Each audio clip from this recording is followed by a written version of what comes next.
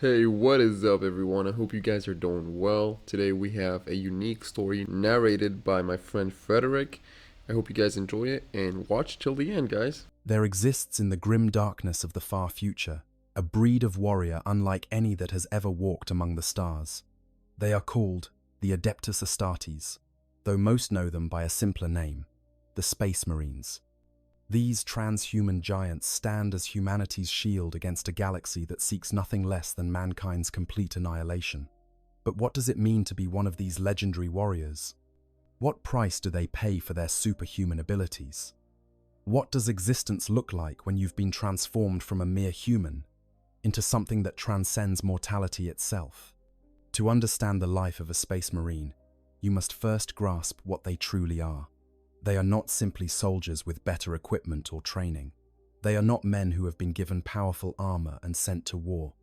A Space Marine is the result of a transformation so profound, so complete, that the line between human and something else entirely becomes blurred beyond recognition. They are created through a process that combines genetic engineering, surgical augmentation, psychological conditioning, and years of brutal training into a package that produces the Emperor's finest warriors. Each Space Marine stands roughly 7 to 8 feet tall, their bodies swollen with enhanced muscle and reinforced bone structure. Their skin can darken in response to radiation, protecting them from energies that would cook an ordinary human in seconds. They possess 2 hearts that pump blood through a circulatory system capable of maintaining consciousness, even when grievously wounded.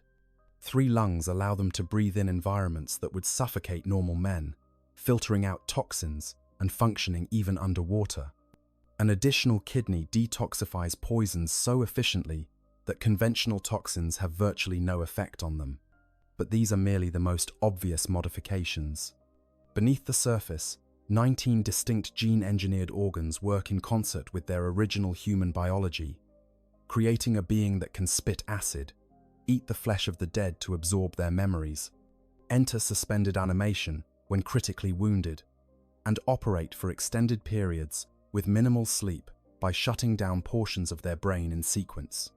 They are sterile, incapable of reproduction in the traditional sense, yet they carry within them progenoid glands that will, after years of maturation, produce the genetic material necessary to create the next generation of Space Marines. These physical capabilities, however impressive, tell only part of the story. The psychological conditioning that accompanies the physical transformation is equally profound. Through processes called hypno-indoctrination and psycho-conditioning, a Space Marine's mind is reshaped to endure stresses that would shatter ordinary humans. They are taught to control their enhanced metabolism with conscious thought, to ignore pain that would incapacitate lesser beings, and to think and react with superhuman speed. Many develop eidetic memories, capable of recalling tactical data and combat information with perfect clarity even decades after the fact. Space Marines are organized into autonomous military formations called chapters, each typically numbering around 1,000 warriors at full strength. These chapters operate from fortress monasteries, massive structures that serve as bases of operations, training facilities, genetic repositories, and spiritual centers. Each chapter maintains its own fleet of void-capable warships, allowing them to project power across the galaxy wherever the Imperium's enemies threaten mankind's survival. The life of a Space Marine is one of constant warfare. Unlike the Imperial Guard, which serves as the Imperium's primary military force and occupies conquered territories, Space Marines function as elite rapid response forces. They are deployed where the fighting is fiercest, where ordinary soldiers would be overwhelmed, and where only transhuman capabilities can turn the tide of battle. They conduct planetary assaults, boarding actions against enemy vessels, decapitation strikes against enemy leadership, and special operations deep behind enemy lines. They face the horrors of chaos, the endless alien menace of the Tyranids, the savage brutality of orc hordes, the technological superiority of the Tau, and countless other threats that would break the will of normal human soldiers. Yet for all their physical might and tactical prowess, Space Marines pay a terrible price for their transformation.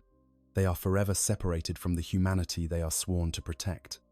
The very process that makes them superhuman also makes them inhuman. They will never know the simple pleasures of ordinary life, never start a family, never grow old in peace. They are monks and warriors, their entire existence dedicated to a single purpose: to defend the Imperium of man against all who would threaten it, until death finally claims them in battle. This is the reality that awaits every boy who survives the selection process and undergoes the transformation. This is what it means to become one of the Emperor's angels of death. And this is the life we shall explore in detail, from the moment a potential recruit is identified, through the brutal transformation process, the years of training and indoctrination, the daily routines of chapter life, the horrors of combat, and ultimately, the legacy they leave behind when they fall in service to the Golden Throne. The selection process. Long before a Space Marine ever sets foot on a battlefield, long before the first implants are placed within their body, long before they ever don the sacred power armor that will become like a second skin, there is the selection. This is where every Space Marine's journey begins, and it is a process as brutal and unforgiving as anything they will face in their subsequent centuries of service. The Adeptus Astartes do not recruit from the comfortable populations of civilized worlds where life is easy and death is a distant concern. They do not seek their candidates among the pampered nobility or the sheltered academic institutions of the Imperium. Instead, they turn their gaze to the harshest environments humanity has to offer, to worlds where simple survival is a daily struggle, and only the strongest, most savage individuals reach maturity. Death worlds are prime recruiting grounds. These are planets where the environment itself is actively hostile to human life. Predators the size of tanks roam primordial jungles. Toxic atmospheres burn unprotected skin. Temperature extremes swing from boiling days to freezing nights. Tectonic instability makes the very ground beneath one's feet treacherous. On such worlds, children learn to fight for their survival before they learn to speak. Those who reach adolescence have already proven themselves to be survivors of the highest order, possessing the natural aggression, physical capability, and mental resilience that Space Marine chapters prize above all other qualities. Feral worlds offer similar advantages. Civilizations on these planets have regressed to primitive technological levels, their populations living in tribal societies where might makes right and warriors earn respect through personal combat prowess. Young men from these cultures grow up in a society where violence is not merely accepted but celebrated, where honor is earned through deeds of valor, and where the strong naturally rise to positions of leadership. The warrior ethos of such cultures aligns perfectly with the mentality that Space Marine chapters seek to cultivate in their recruits. Hive worlds present a different but equally valuable recruiting pool. The underhives of these industrial nightmares are home to some of the most murderous populations in the Imperium. Gangs fight constant wars for territory and resources in the darkness beneath the towering spires of the wealthy. Young men who survive to adolescence in these environments have learned to kill without hesitation, to trust in their own strength and cunning, and to view violence as a tool for advancement. Many chapters deliberately target these gang populations, sometimes hunting down and capturing entire groups for evaluation. The selection methods vary dramatically from chapter to chapter, reflecting their individual cultures and philosophies. Some chapters maintain a formal recruitment program, sending representatives to their chosen worlds at regular intervals to conduct trials and identify suitable candidates. The Space Wolves, for example, select their recruits from the warrior tribes of Fenris during the great feasts that follow successful hunts or raids. The Blood Angels of Baal host massive tournaments where young men from across their world compete in contests of skill and bravery. Other chapters are less formal in their approach. The Night Lords, before their fall to chaos, were known to simply kidnap suitable individuals from the prison systems and criminal underworlds of their recruiting worlds. Some chapters monitor their recruiting populations from orbit, using sophisticated surveillance to identify individuals who demonstrate the qualities they seek. When candidates are identified, they might be taken without warning, plucked from their homes in the middle of the night, and transported to the fortress monastery without ceremony or explanation. The trials themselves are legendary in their brutality.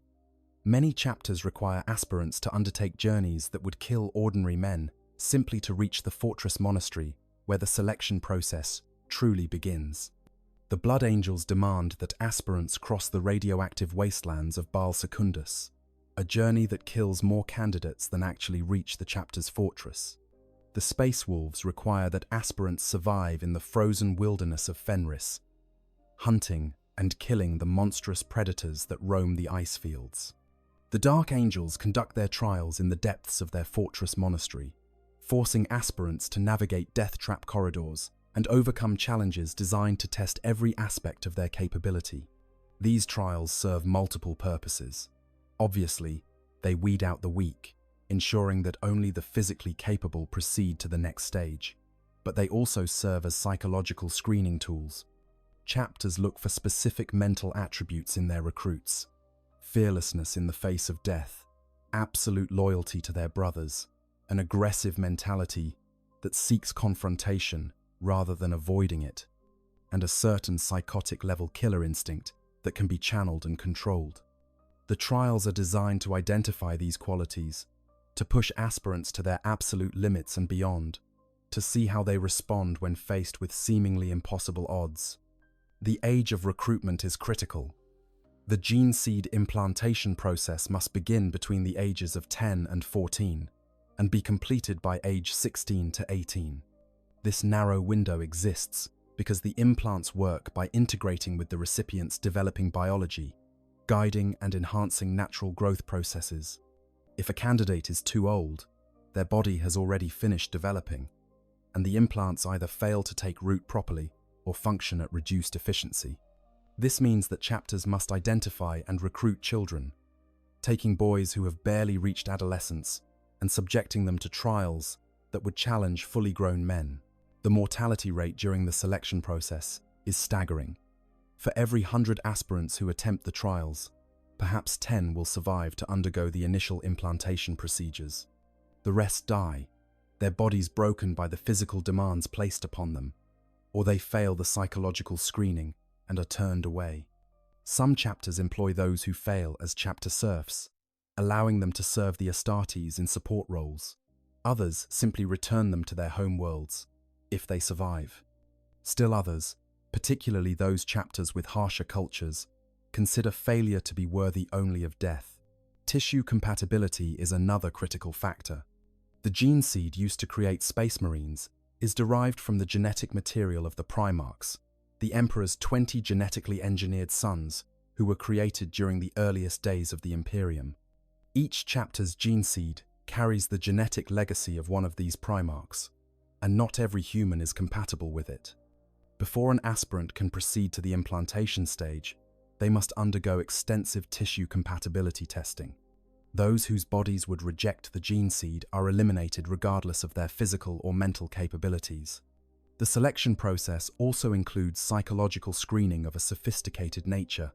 Some implants, particularly the catalepsian node, the oculobe, and the Susan membrane, require the recipient to be highly susceptible to hypnotic suggestion. Without this susceptibility, these implants will never function properly.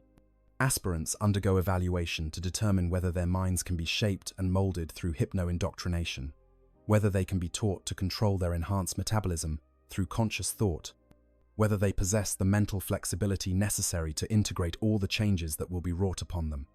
Those who survive the trials, who pass the compatibility testing, who demonstrate the psychological profile the chapter seeks, become neophytes. They have earned the right to undergo the transformation, to begin the long and agonizing process that will remake them into Space Marines. But even at this stage, they are not guaranteed to survive. The implantation process itself kills many candidates, their bodies unable to integrate the gene seed organs despite passing all preliminary testing. Others survive the physical transformation but fail to adapt psychologically, their minds breaking under the strain of indoctrination and conditioning. The selection process is deliberately harsh because it must be. Creating a Space Marine requires an enormous investment of resources. Each implant must be grown from carefully cultivated gene seed, a process that takes time and expertise. The training that follows implantation takes years to complete. The power armor and weapons that the completed Space Marine will eventually wield are irreplaceable relics, some dating back thousands of years. A chapter cannot afford to waste these resources on candidates who will fail to complete the transformation or who will break under the pressures of constant warfare. Moreover, the selection process itself becomes part of the Space Marine's identity. Every Astartes remembers their trials, remembers the moment they proved themselves worthy. These memories form a bond between battle brothers who have shared similar experiences, creating a foundation of mutual respect and understanding that will sustain them through centuries of service. The trials teach important lessons about sacrifice, about pushing beyond perceived limitations, about trusting in one's own strength and in the strength of one's brothers. These are lessons that cannot be taught through simple indoctrination. They must be earned through personal experience. For the vast majority of those who aspire to become Space Marines, the selection process is where their journey ends. They will return to their homes, or they will die in the attempt, or they will remain with the chapter as serfs. But for those rare few who possess the right combination of physical capability, genetic compatibility, and mental strength, the selection process is merely the beginning. They have proven themselves worthy of the transformation. Now comes the true test, surviving the process that will remake them into something beyond human. The transformation. The transformation from human child to Space Marine is perhaps the most profound metamorphosis that can be inflicted upon the human form, without destroying what makes a person an individual. It is a process measured in years, involving 19 distinct organ implants, constant chemical treatment, intensive hypnotherapy, and physical conditioning that would kill unaugmented humans. By the time it is complete, the neophyte who began the process bears little resemblance to the child he once was. He has become transhuman, something that exists between humanity and something else entirely. The process begins with the secondary heart, also called the maintainer.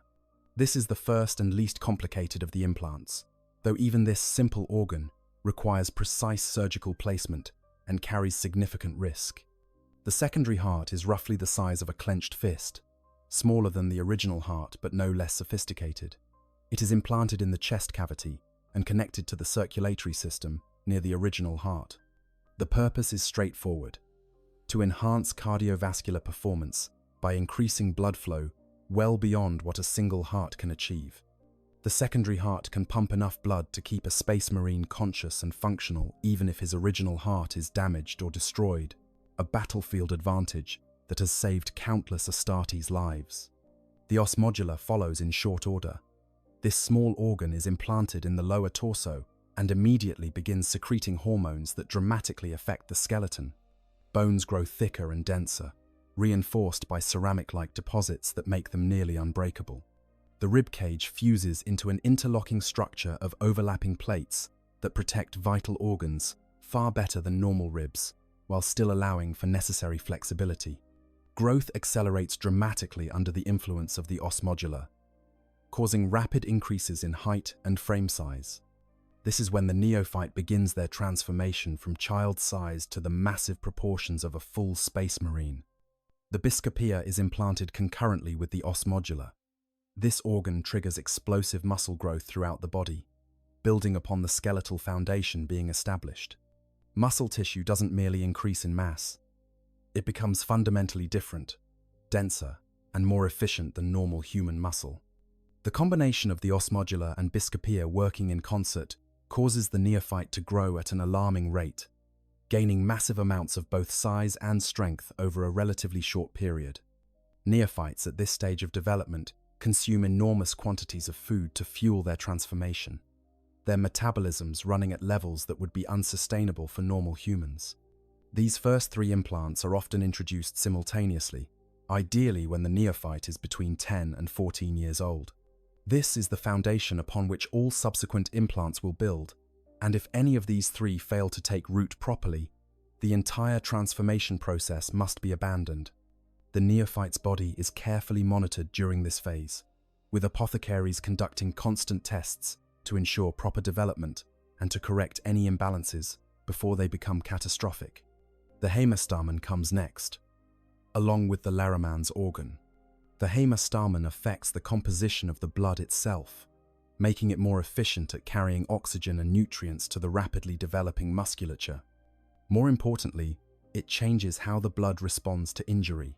The Larraman's organ generates specialized cells called Larraman cells, which are released into the bloodstream in massive numbers when injury occurs. These cells rapidly form a tough, instantaneous scar tissue that seals wounds far faster than normal blood clotting. Together, these two implants grant the Space Marine the ability to survive injuries that would cause an ordinary human to bleed out in minutes. With these foundations in place, the transformation enters its next phase. The catalepsian node is implanted at the base of the brain, merging with the sleep centers and fundamentally altering how the Space Marine rests. This node allows a Space Marine to remain conscious and alert by selectively shutting down portions of the brain for rest while keeping others active. A Space Marine can continue fighting, thinking, and reacting while portions of his brain sleep in sequence, effectively allowing him to go for extended periods without true sleep. The catalepsian node also enhances the neophyte's susceptibility to hypnotic suggestion, a feature that becomes critical for the hypno-indoctrination that accompanies the physical transformation. The preomnor is introduced into the digestive system, situated before the natural stomach. This pre-stomach acts as a biochemical testing facility, analyzing everything the Space Marine consumes before allowing it to pass to the true stomach. It can neutralize most poisons and toxins, and can even render otherwise indigestible materials safe for consumption. This allows Space Marines to eat virtually anything organic when food is scarce, sustaining themselves on materials that would sicken or kill normal humans. The omophagia is one of the most remarkable and disturbing implants. Connected to the spinal cord and integrated with the brain, this organ allows a Space Marine to extract genetic information and memories from consumed organic tissue. When a Space Marine eats the flesh of a dead enemy or ally, the omophagia processes the genetic material, effectively allowing the Space Marine to learn by eating. They can absorb memories, learn languages, and gain tactical information simply by consuming neural tissue. This capability is both a practical battlefield tool and a sacred ritual in many chapters, used to honor fallen brothers by preserving some essence of their knowledge and experience. The multi-lung gives the Space Marine a third lung, but this is no mere redundancy. The multi-lung is filled with sophisticated filters and biochemical processes that allow it to function in environments that would suffocate normal humans. It can extract oxygen from water, allowing underwater breathing. It can filter out airborne toxins that would be lethal to unaugmented lungs. It can even extract minute amounts of oxygen from thin atmospheres, allowing operation in near-vacuum conditions for limited periods. Combined with the two original lungs, the multi-lung ensures that a Space Marine can continue fighting in virtually any atmospheric environment. The oculobe transforms the eyes into enhanced sensory organs. Implanted within the base of the brain, this organ alters the structure of the eyes themselves, enhancing their sensitivity to light and allowing nearly instantaneous adjustment between bright and dark conditions. A Space Marine can see clearly in conditions that would leave normal humans effectively blind. They can detect movement with preternatural clarity and can focus on distant objects with a precision that borders on telescopic. The oculobe also makes the eyes extremely resistant to flashbangs and other blinding weapons that rely on sudden bright light to disorient opponents. The liman's ear enhances hearing to superhuman levels, while simultaneously making the recipient immune to motion sickness and concussions. This small implant integrates with the inner ear, enhancing the sensitivity of the auditory nerve, while also stabilizing the balance organs. Space Marines can hear sounds at frequencies and distances beyond human capability, can isolate specific conversations from background noise, and can maintain their equilibrium even during extreme acceleration or violent impacts that would leave normal humans disoriented and vomiting. The Susan membrane is implanted within the cranium and eventually merges with the cerebrum. This remarkable organ allows a Space Marine to enter a state of suspended animation, either consciously or as an automatic response to catastrophic injury. You know, one of the things that makes Space Marines so fascinating to me is this tragic irony at the heart of their existence. We're talking about warriors who are created specifically to defend humanity, right? But the very process that gives them the power to protect us also strips away almost everything that makes them human. They can't have families, they can't grow old peacefully, they can't even really connect with the people they're dying to save because they've become something so fundamentally different. It's this dark bargain that I think really captures what Warhammer is all about. The idea that survival in this universe requires sacrifices so profound that you have to question whether what you're preserving is even worth saving anymore. Every time I dive into Space Marine lore, I'm struck with how these supposedly invincible warriors are actually some of the most tragic figures in the setting. They're condemned to an existence of endless war, fighting for a species that fears them as much as it needs them. Anyways, let's continue the story. In this state, all life processes slow to barely detectable levels, allowing the Space Marine to survive for years, even with injuries that would normally be rapidly fatal. The Marine appears dead in this state, his body cold, and his vital signs undetectable by normal means. Only the appropriate chemical stimulus, or hypnotic suggestion, can revive them. This implant has saved countless Space Marines who were left for dead on battlefields, only to be recovered years later and revived to fight again. The melanochrome integrates with the lymphatic system and fundamentally alters how the skin responds to radiation exposure. When exposed to significant radiation, the melanochrome causes the skin to rapidly darken, producing reinforced melanin that protects against both ultraviolet and more dangerous forms of radiation. This allows Space Marines to operate in radiation-saturated environments that would kill unprotected humans in minutes. The Salamanders chapter, whose gene seed carries unique mutations in the melanochrome, have permanently jet-black skin as a result of this organ's overactivity. The oolitic kidney is a third kidney, but far more sophisticated than the original two.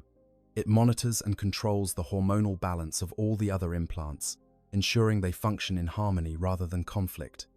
More importantly, the oolitic kidney can detoxify the blood with remarkable speed and efficiency, rendering the Space Marine virtually immune to conventional poisons. This organ works so effectively that Space Marines cannot get drunk on normal alcohol, their enhanced metabolism filtering out the toxins before they can have any effect. Only the most potent concoctions, specifically designed to temporarily overwhelm the oolitic kidney's filtration capabilities, can produce intoxication. The neuroglottis enhances the sense of taste and smell to degrees that seem impossible. This organ allows a Space Marine to identify chemicals and toxins by taste or smell with accuracy that rivals laboratory analysis. They can track prey by scent like bloodhounds, detect poisoned food or drink before consumption, and even identify individuals by their unique chemical signatures. Combined with the enhanced senses provided by other implants, the neuroglottis makes Space Marines hunters of unmatched capability. The mucranoid changes how the skin responds to extreme environmental conditions. This organ can secrete a waxy, protective substance across the entire body when the Space Marine enters a hostile environment.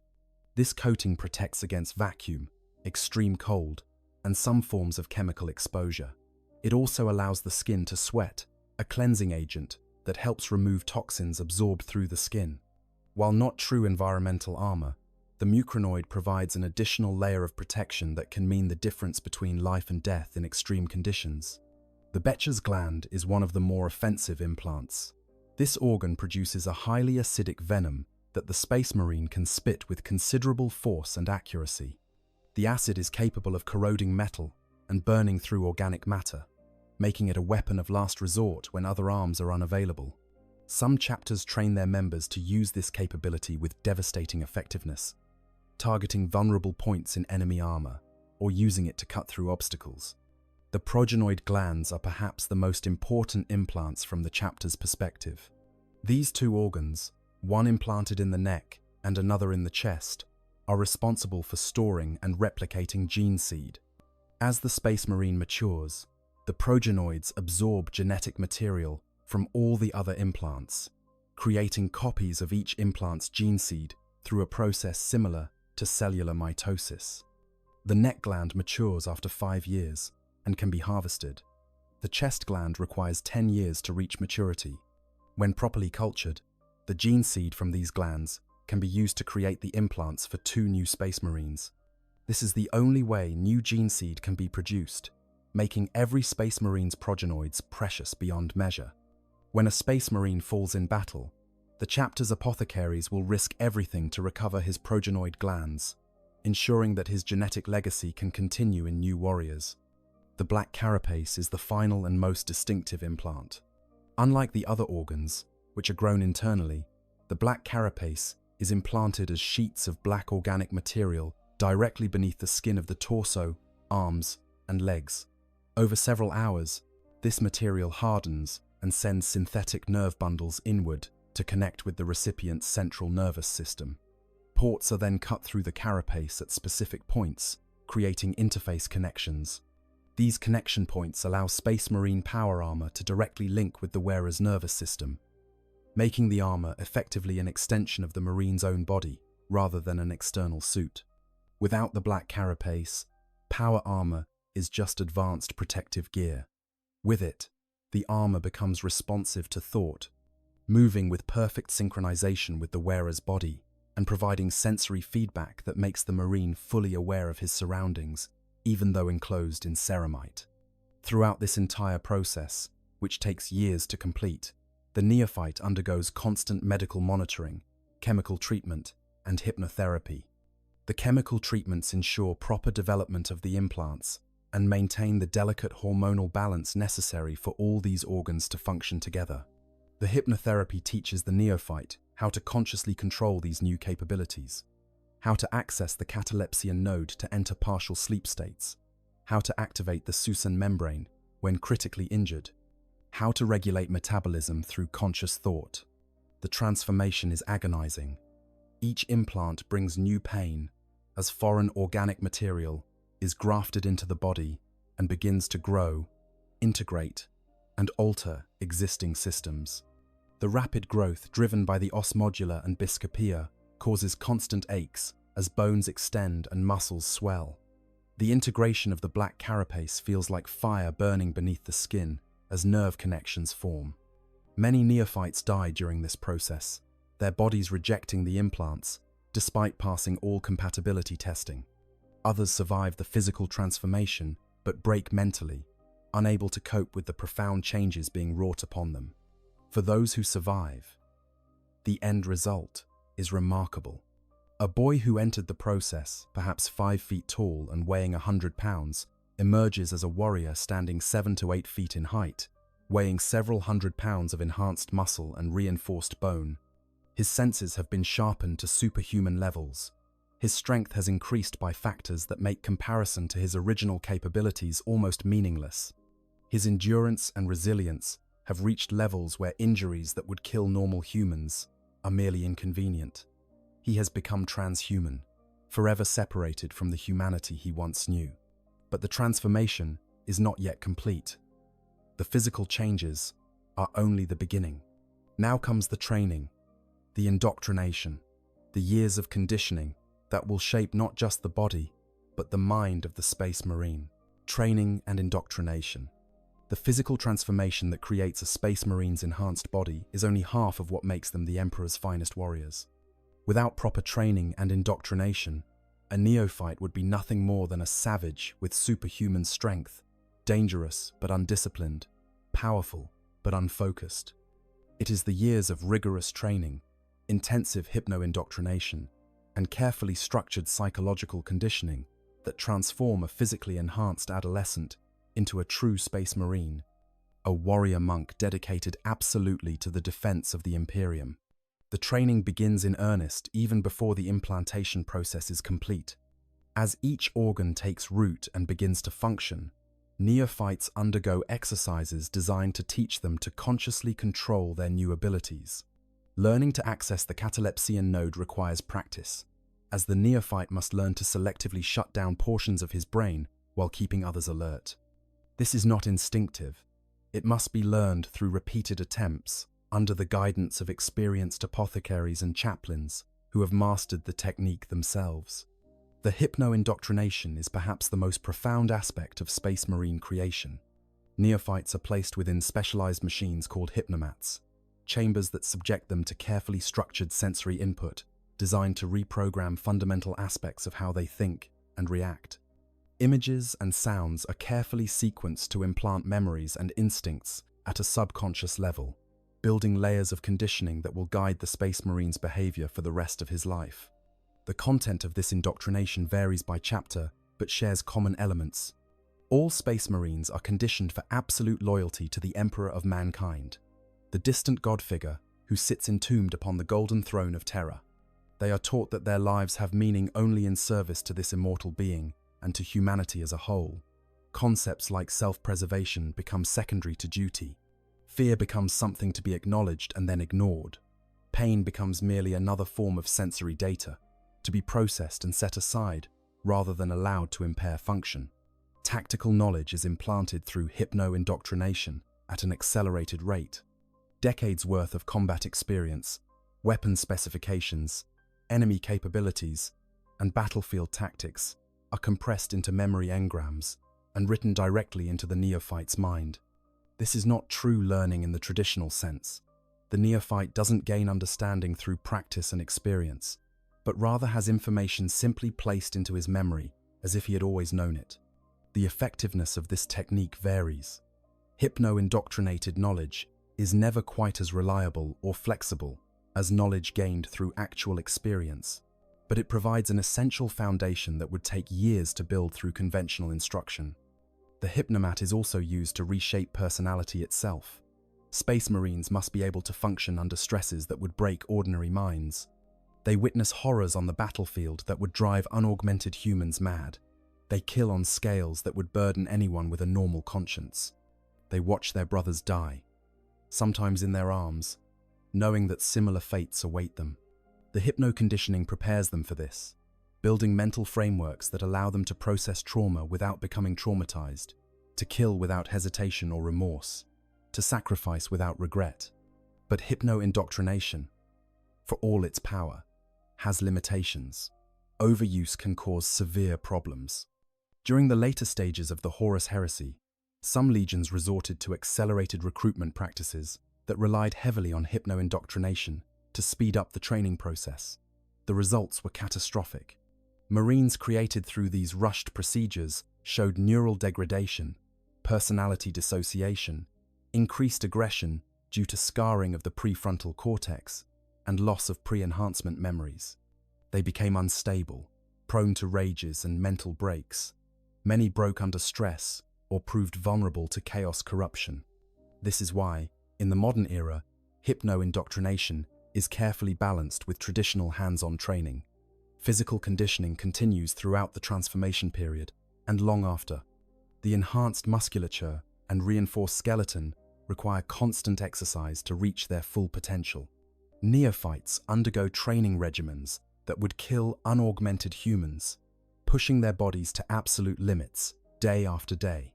They learn to fight in every conceivable environment: underwater, in vacuum, in zero gravity, in toxic atmospheres, in extreme temperatures, both hot and cold. They practice combat while injured, while exhausted, while their senses are deliberately impaired, learning to function even when conditions are at their worst. Weapons training is extensive and never-ending. Every Space Marine learns to use every weapon in the chapter's arsenal with expert proficiency. They train with bolters until they can hit targets at ranges that would challenge normal marksmen, in lighting conditions where normal humans could barely see. They learn the proper use of chain weapons, those screaming motorized blades that have become iconic tools of the Astartes.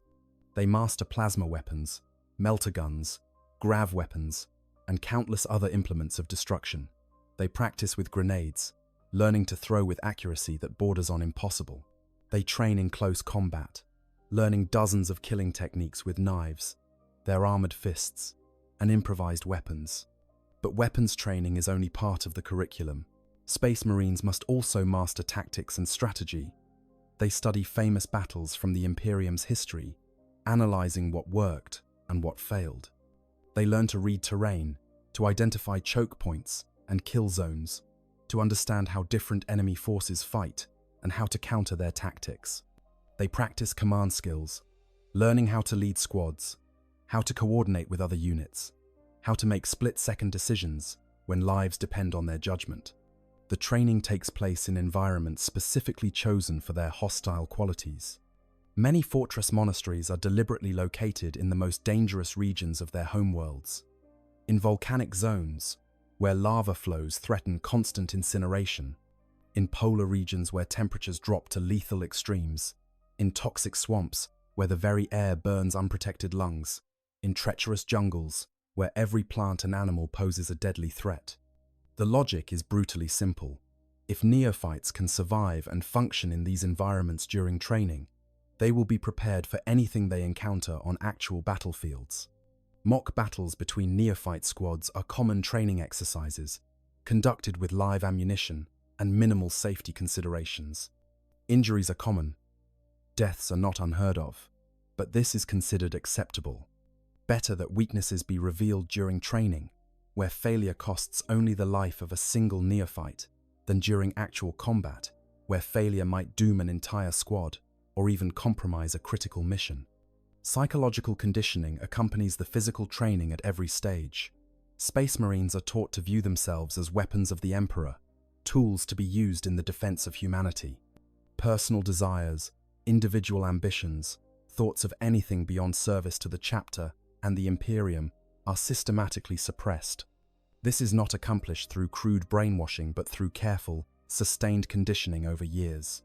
Neophytes, who demonstrate too much independent thought or who question orders, are identified and subjected to additional indoctrination until they conform.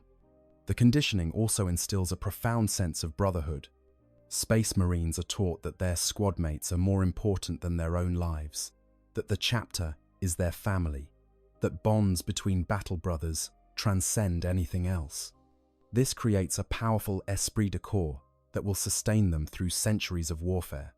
They learn to trust their brothers absolutely, knowing that these warriors will stand with them against any enemy, will retrieve them from battlefields if they fall, will guard their backs in the thick of combat. This brotherhood becomes one of the few positive emotional connections a Space Marine maintains after completing his transformation. Religious indoctrination varies by chapter. Some, like the Black Templars, embrace fervent devotion to the Emperor as a god and conduct their training as much like religious rituals as military exercises. Others, like the Space Wolves, maintain the cultural practices of their homeworlds, blending ancient traditions with their service to the Imperium. Still others, particularly those that adhere closely to the secular imperial truth that was preached during the Great Crusade, view the Emperor as a great man rather than a god, though they serve him no less faithfully. Chaplains play crucial roles in this indoctrination process. These specialist officers wear skull-faced helms and serve as the spiritual leaders of their chapters, responsible for maintaining morale, conducting ceremonies, and ensuring that the faith of their brothers remains strong. Chaplains oversee much of the psychological conditioning, leading prayer sessions and delivering sermons that reinforce the lessons of loyalty, duty, and sacrifice. They also watch for any signs of corruption or wavering faith, for in the grim darkness of the far future, doubt is a weakness that chaos can exploit. The training of neophytes continues for years, even after the implantation process is complete and they have been elevated to the status of initiates. They typically serve first in the 10th Company, the Scout Company, where they gain combat experience while operating with lighter equipment and less valuable resources than full battle brothers. As scouts, they conduct reconnaissance missions, infiltration operations, and other tasks that benefit from relative speed and stealth, rather than the overwhelming firepower of power-armored warriors. This period allows them to gain battlefield experience, while their bodies continue to mature and their final implants reach full functionality. Only after years of service as scouts, during which they have proven themselves in combat dozens or even hundreds of times, are initiates elevated to the status of full battle brothers. They receive their full suit of power armor, are assigned to one of the main battle companies, and take their place among the ranks of the chapter as true Space Marines. But even then, the training never stops. Veterans continue to practice their skills, refining techniques they have used for decades or even centuries.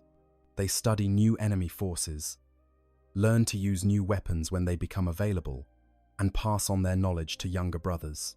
The end result of this extensive training and indoctrination is a warrior utterly unlike anything else in the galaxy. Space Marines think faster than normal humans, react with superhuman speed, and possess tactical knowledge that would take unaugmented soldiers decades to acquire. They are trained to fight in any environment, against any enemy. They know no fear, or rather, they have been conditioned to acknowledge fear and then set it aside as irrelevant. They view pain as merely another form of sensory input, something to be noted and then ignored. They are loyal to the point of fanaticism, willing to die without hesitation if their deaths serve the Emperor's purpose. But this conditioning comes at a cost. The very processes that make Space Marines such effective warriors also make them increasingly inhuman. The hypno-indoctrination suppresses normal human emotions and reactions. The constant reinforcement of their role as weapons and tools gradually erodes their sense of individual identity. They become more devoted to the chapter and less connected to anything else, including the humanity they are sworn to protect. This is one of the great tragedies of the Space Marine. In becoming strong enough to defend humanity, they become something that can no longer truly be counted as human themselves. Daily life in the chapter. To understand what it means to be a Space Marine, one must look beyond the grand battles and heroic victories that define their public image and examine the daily reality of life within a chapter. This existence is structured, regimented, and relentlessly focused on a single purpose: maintaining combat readiness, so that when the call to war comes, the chapter can respond with overwhelming force. Every moment of a Space Marine's life is accounted for. Every activity serves some purpose in maintaining his capabilities as a warrior, and leisure, in any conventional sense, is virtually non-existent.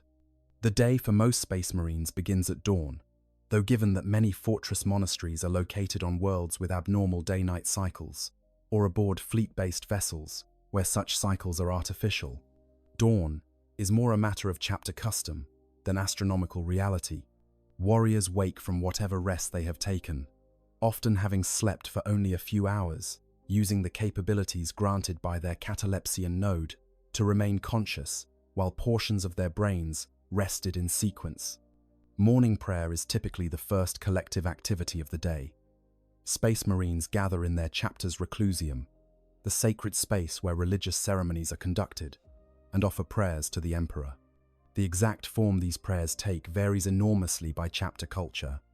Some conduct elaborate ceremonies full of ritual and symbolism, their words drawn from ancient texts that have been recited for millennia. Others engage in simpler devotions, brief acknowledgements of their duty before moving on to the day's activities. But nearly all chapters maintain some form of religious observance, even those that theoretically maintain the secular rationalism of the Great Crusade era. Following morning prayer comes the first meal of the day, though meal is perhaps too generous a term for what Space Marines consume. Their enhanced metabolisms allow them to extract nutrition from concentrated rations that would be unpalatable to normal humans. Many fortress monasteries maintain actual kitchens where skilled serfs prepare more traditional food, and while Space Marines retain functional taste buds and can appreciate good cooking, they often consume their meals with mechanical efficiency rather than enjoyment. Food is fuel, and meals are taken quickly before moving on to more important matters. Combat training comprises the bulk of most Space Marines' daily activities. Morning training typically focuses on hand-to-hand combat and close-quarters battle skills. Marines practice fighting techniques in specially designed training grounds that deliberately incorporate environmental hazards. These might be chambers with floors that shift and tilt without warning, rooms with toxic atmospheres that test the effectiveness of their multi-lung, or facilities where temperature and lighting conditions can be adjusted to simulate the worst conditions they might face in actual combat.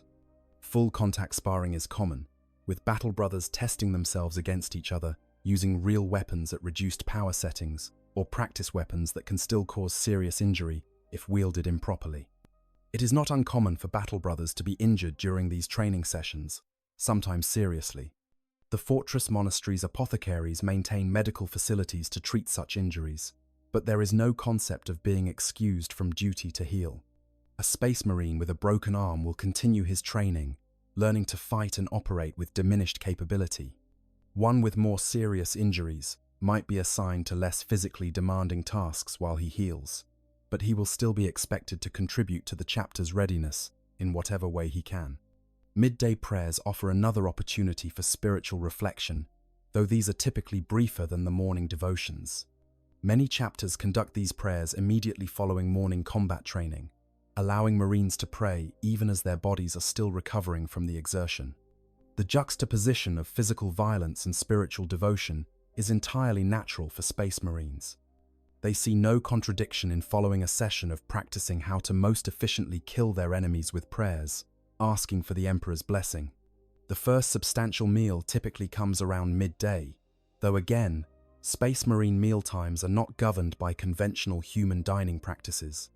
The Fortress Monastery's serfs, those humans who serve the chapter in support roles, are responsible for preparing food.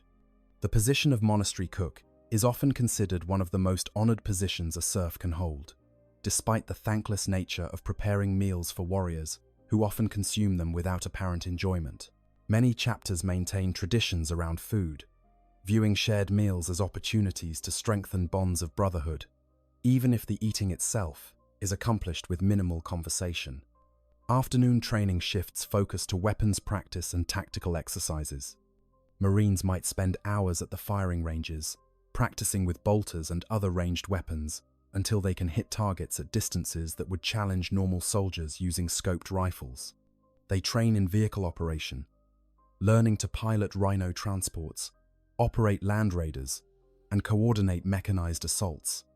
They practice jump pack maneuvers, learning to use controlled fusion burns to leap across battlefields and descend upon enemies from unexpected angles.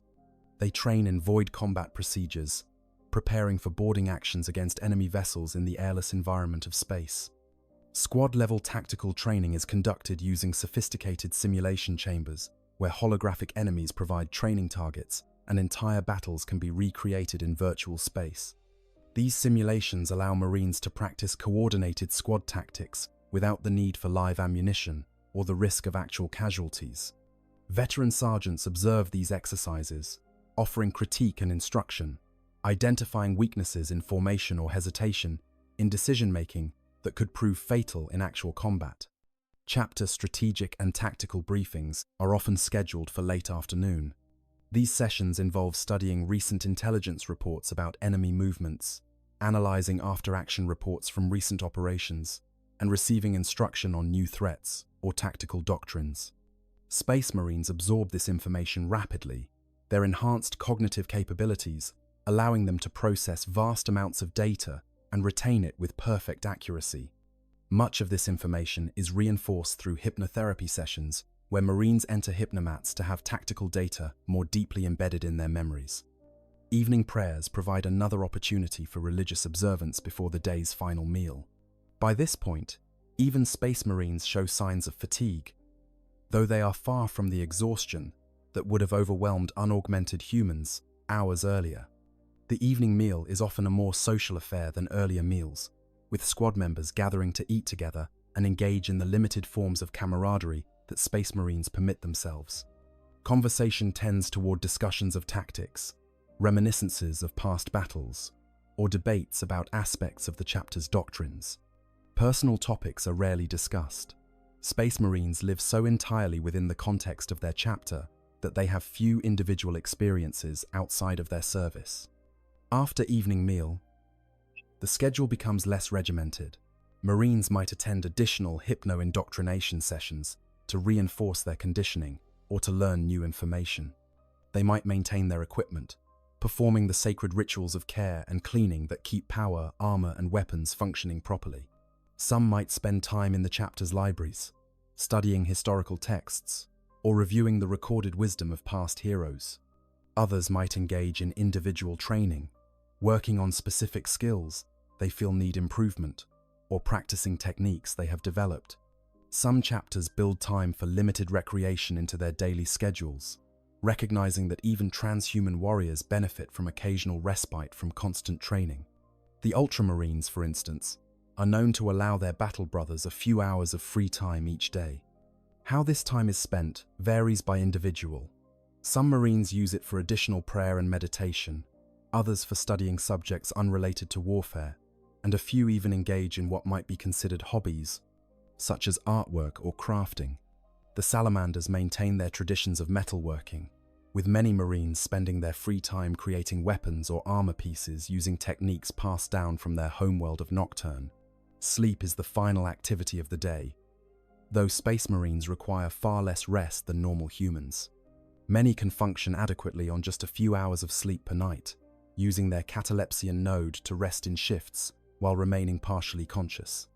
Some veteran Marines develop such control over this ability that they claim to never truly sleep, merely entering states of reduced activity while portions of their consciousness rest. This daily routine continues day after day, week after week, year after year. The schedule never varies significantly unless the chapter is actively engaged in a campaign, and even then, the basic structure remains in place as much as possible. Morning prayer, training, meals, more training, equipment maintenance, study, evening prayer, sleep. The repetition is deliberate and psychologically important. The routine reinforces discipline, maintains combat readiness, and provides structure to lives that might otherwise drift into purposelessness during the long periods between deployments. But this routine is punctuated by other activities specific to individual roles within the chapter. Librarians, the psychic warriors of the chapter, spend additional hours in meditation, honing their abilities to wield the powers of the warp without falling to corruption. Chaplains conduct private counseling sessions with battle brothers who might be struggling with doubts or trauma from recent battles. Apothecaries tend to the chapter's genetic repositories, carefully monitoring the gene seed stocks and conducting research into maintaining genetic purity. Tech Marines work in the chapter's forges, maintaining and repairing the vast array of equipment that keeps the chapter operational. The Fortress Monastery itself, whether planet-based or fleet-mounted, is more than just a barracks. It is a self-contained world where thousands of individuals, Space Marines and serfs alike, live out their entire existence. The monastery contains training facilities, workshops, chapels, libraries, armories, medical bays, and living quarters. It houses the chapter's fleet when the ships are not deployed. It stores ancient weapons and suits of armor, some dating back to the Horus Heresy or even earlier. It preserves the chapter's history in written records and physical relics. The Fortress Monastery is also a place of remembrance. Most chapters maintain halls where the names and deeds of fallen brothers are recorded, ensuring that their sacrifices are never forgotten. Some preserve actual remains, keeping the skulls of particularly honored heroes in sacred reliquaries. Others maintain memorial chapels, where the living can come to contemplate the examples set by the dead. These spaces serve important psychological functions, reminding Space Marines that they are part of a continuum, stretching back centuries or millennia, that their lives have meaning within the larger context of the chapter's eternal war. For Space Marines who survive long enough to become veterans, the daily routine begins to accommodate their elevated status. Veterans often take on instructional roles, training younger brothers and passing on the wisdom gained through centuries of warfare. Chapter, champions, and officers have additional responsibilities that modify their schedules. Company captains must coordinate their company's activities, meet with chapter leadership to discuss strategic matters, and represent their warriors in councils where decisions affecting the entire chapter are made. Yet despite these variations, the fundamental nature of a Space Marine's daily existence remains unchanged. Every day is dedicated to preparation for war.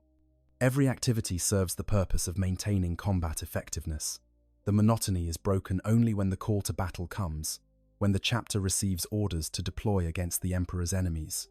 Then, the routine is set aside, and Space Marines finally engage in the activity for which they were created, bringing death to those who threaten mankind. This is the reality behind the legend, the daily grind that exists between the moments of glory.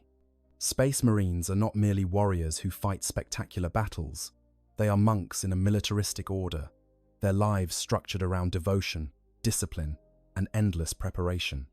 It is an existence of service, sacrifice, and singular purpose, lived out in the confines of fortress monasteries by warriors who have surrendered everything human for the chance to defend humanity.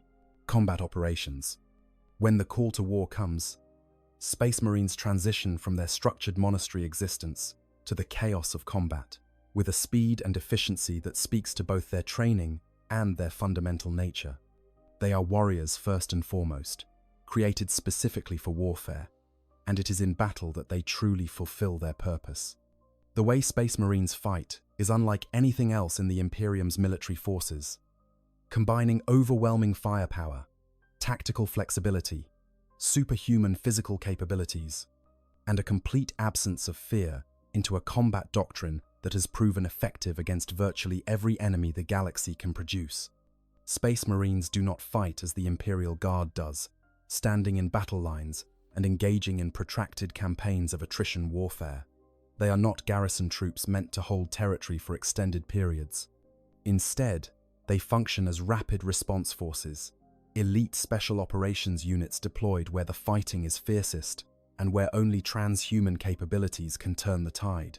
When a world is threatened by invasion, when an enemy stronghold must be destroyed, when a decapitation strike against enemy leadership is required, the Astartes are called upon to accomplish what conventional forces cannot. The typical Space Marine deployment begins with orbital insertion. Chapter strike cruisers and battle barges enter orbit around the target world. And from there, drop pods and Thunderhawk gunships carry Space Marines to the surface. The drop pod assault is perhaps the most iconic form of Space Marine deployment. Armored pods, shaped like massive bullets, plunge through the atmosphere at terminal velocity, protected by shields that burn away atmospheric friction. The pods slam into the ground with sufficient force to crater the impact site, and within seconds of landing, the assault ramps blow open, and Space Marines charge out, weapons already firing. The psychological effect of this arrival cannot be overstated. Enemies watch as objects fall from the sky like meteors, trailing fire and smoke. The impacts shake the ground with the force of artillery strikes. Then, from each impact crater, emerge giants in ceramite armor, 8 feet tall and impossibly fast, moving with purpose and precision, even as they absorb fire that would kill normal soldiers. The sight alone can break enemy morale, causing soldiers to flee or freeze in what Imperial strategists call transhuman dread, the psychological paralysis that comes from witnessing something that moves and fights in ways that human-shaped beings simply should not be capable of. Once deployed, Space Marine squads operate with remarkable autonomy. Every battle brother is a veteran soldier with decades or even centuries of combat experience imprinted into his memory through hypno-indoctrination and reinforced through actual warfare. Sergeants command their squads with tactical acumen that would qualify them as senior officers in the Imperial Guard. Captains coordinate company-level operations with strategic brilliance, honed through lifetimes of warfare. But individual initiative is not just permitted, it is expected. Space Marines are trained to assess tactical situations independently and take action without waiting for orders when opportunity presents itself. The bolter is the signature weapon of the Adeptus Astartes, and understanding how it functions reveals much about Space Marine combat doctrine. A bolter fires self-propelled explosive rounds, each one a miniature missile that accelerates to supersonic velocities before slamming into the target and detonating with enough force to blow apart unarmored opponents and crater power armor. A bolt round can penetrate light vehicle armor, detonate inside the target, and cause catastrophic damage. In the hands of a Space Marine, a bolter becomes a weapon of devastating precision, capable of hitting targets at ranges where normal soldiers would struggle to aim effectively, in lighting conditions where unaugmented humans would be effectively blind. But bolters are merely the standard armament. Space Marines employ a vast arsenal of specialized weapons depending on mission requirements. Plasma guns superheat hydrogen into plasma blasts that can melt through armor plating. Melter weapons generate fusion reactions that turn armor into vapor at short range. Grav weapons manipulate gravitational forces to crush targets or make them effectively weightless. Flamers project streams of burning promethium that can clear trenches and bunkers. Missile launchers provide anti-armor capabilities. Las cannons fire las beams, capable of destroying tanks with single shots. Close combat is where the superhuman nature of Space Marines becomes most apparent. Chainswords, those iconic screaming weapons with motorized teeth that rip through flesh and armor alike, are wielded with terrifying effectiveness. Power weapons sheathed in disruptive energy fields can cut through virtually anything. Thunder hammers deliver impacts with the force of artillery shells. Lightning claws turn Space Marines into human-shaped killing machines, slashing through enemies with blades that crackle with energy. And even without weapons, a Space Marine in power armor is capable of tearing apart enemies with his bare hands, crushing skulls with armored fists, and snapping spines with casual ease. The power armor itself is as much a weapon as any bolter or chainsword. These suits are technological marvels, combining ceramite armor plates capable of withstanding small arms fire and many heavier weapons. Integrated life support systems that allow operation in vacuum or toxic atmospheres. Auto sensors that enhance the wearer's already superhuman senses, and the neural interface provided by the black carapace that makes the armor respond to thought as quickly as the Marine's own body. A Space Marine in power armor can run at speeds that rival civilian vehicles, can leap across gaps that would require bridges for normal humans, and can fight for days without rest. Space Marine tactics emphasize shock and overwhelming violence. They seek to engage the enemy at points of maximum tactical advantage, often arriving without warning via drop pod assault or Thunderhawk insertion directly into the heart of enemy formations. They strike hard, destroy key objectives or enemy leadership, and then either consolidate their position or move to the next target. The goal is not to gradually grind down enemy forces through attrition, as the Imperial Guard might, but to shatter enemy cohesion through precision application of overwhelming force. Typical Space Marine squad compositions reflect this tactical philosophy. Tactical squads serve as the basic building block of Space Marine forces, versatile troops armed with bolters and capable of engaging most enemy types effectively. Assault squads use jump packs for rapid repositioning and specialize in close combat, descending upon enemies from above with chainswords and bolt pistols. Devastator squads provide heavy fire support with weapons like missile launchers, las cannons, and heavy bolters, capable of destroying armored targets that regular infantry cannot harm. Scouts, the neophyte warriors still completing their training, conduct reconnaissance and infiltration operations. Vehicle support amplifies Space Marine capabilities dramatically.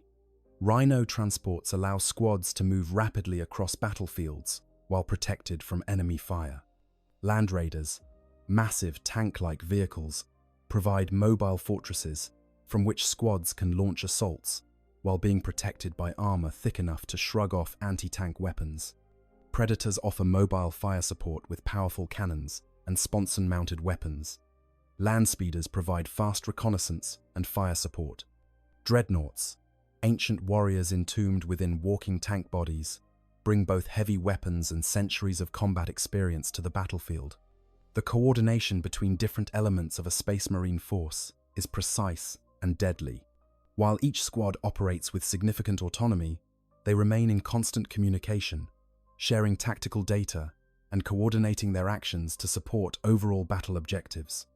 A Devastator squad might suppress enemy positions while tactical squads advance. Then assault squads descend upon the suppressed enemies while they are pinned down.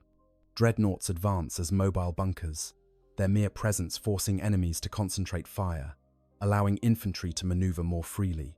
Scouts identify enemy positions and call in precision strikes, then fade back before the enemy can respond. Space Marines excel at certain types of operations above all others. Boarding actions against enemy vessels in space allow them to leverage their ability to fight in vacuum, their superhuman strength to operate in zero gravity, and their close combat prowess in the confined corridors of starships. Decapitation strikes against enemy leadership exploit their ability to arrive without warning via drop pod or teleporter, strike with overwhelming violence, and extract before reinforcements can respond. Planetary assaults benefit from their orbital insertion capabilities and shock trooper role, allowing them to seize critical positions before conventional forces even reach the battlefield. But Space Marines are not invulnerable. Their armor can be penetrated by sufficiently powerful weapons. Even their superhuman physiology has limits. Sufficient damage will kill them. They can be overwhelmed by sheer numbers if they cannot maneuver effectively. Specialized enemies can pose serious threats. Tyrannid bioforms specifically evolved to hunt Space Marines, Chaos Space Marines, who possess identical capabilities but corrupted by dark powers. Necron warriors with weapons that phase through armor and reanimate after being destroyed. Orc knobs and warbosses with strength that can match or exceed that of Astartes. When Space Marines fall in battle, their chapter's apothecaries work to recover their gene seed. The apothecary carries a specialized medical tool called a narthecium on his arm, featuring a reductor attachment designed specifically for extracting progenoid glands from fallen brothers. Even in the midst of combat, even while under fire, apothecaries will fight their way to fallen brothers to harvest these precious genetic materials. The gene seed represents the fallen Marine's legacy, the means by which he will live on through new warriors, created from his genetic material. To lose gene seed to the enemy, or through inability to recover it, is a tragedy that impacts the entire chapter. Combat for Space Marines is not a single engagement, but a continuous series of operations. Campaigns can last months or years, as chapters work to achieve strategic objectives across entire star systems. Between battles, Space Marines conduct maintenance on their equipment, treat injuries, analyze recent engagements to identify lessons learned, and prepare for the next fight. The line between combat and peace is blurred for the Astartes. They are always at war. If not actively fighting, then preparing for the next fight. The toll of constant warfare cannot be understated. Space Marines witness horrors that would break unaugmented minds. They watch their brothers die in ways that range from the mundane to the grotesque. They kill on scales that number in the thousands or tens of thousands over the course of long careers. They see civilian populations slaughtered, worlds devastated, and the consequences of failure written in the bodies of those they were meant to protect. Even with all their conditioning, all their psychological preparation, combat leaves marks on Space Marine psyches. Yet they continue fighting because fighting is all they know. It is their purpose, their reason for existence. They were created to be warriors, and warriors fight. They have no other function, no other skill, no other identity beyond that of soldiers in the Emperor's eternal war. And so they fight, battle after battle, year after year, century after century, until finally, inevitably, they meet enemies they cannot defeat or situations they cannot survive. This is what it means to be a Space Marine in combat, to be a weapon of precise and overwhelming violence, deployed against humanity's greatest threats, fighting with skills and capabilities that border on the superhuman, yet ultimately still capable of being broken. Still human enough beneath all the enhancement and conditioning to understand what they have become and what it costs them. The psychological burden. Beneath the ceramite armor and behind the unflinching discipline lies a profound psychological reality that few outside the Astartes truly comprehend. Space Marines are human minds that have been remade to inhabit transhuman bodies, warriors who retain enough humanity to understand what they have become while being fundamentally changed in ways that separate them forever from the species they were born into. This creates psychological tensions and burdens that even the most sophisticated conditioning cannot entirely eliminate. The concept of transhuman dread captures one aspect of what Space Marines represent. When baseline humans observe Space Marines in action, they experience a primal fear that goes beyond simple intimidation. The human brain expects beings shaped like humans to move and act within certain parameters. Space Marines violate these expectations in every way. They are too large, too fast, too strong. Their movements combine the power of heavy machinery with the fluid grace of predators. Nothing human-shaped should be able to move as they do, should possess the raw strength they casually display. should think and react with the speed their augmented nervous systems permit. But this dread is not merely something Space Marines inspire in others. It reflects back upon them in complex ways. Space Marines are aware of how they appear to baseline humans. They see the fear in normal human eyes, the way soldiers step back when they approach, the subtle trembling of hands when serfs attend to their equipment. They know they inspire horror as much as awe. This awareness creates a barrier between them and the humanity they are sworn to protect, a gulf that cannot be crossed, no matter how noble their intentions or how pure their devotion to the Emperor's vision. The isolation this creates is profound. Space Marines are forbidden by their own biology from normal human relationships. They cannot have families in any conventional sense, as their transformation renders them sterile. They cannot maintain friendships with baseline humans because the gulf in physical capability and lifespan is too great. Humans they might befriend will age and die, while the Space Marine remains essentially unchanged. And the power imbalance makes true equality impossible.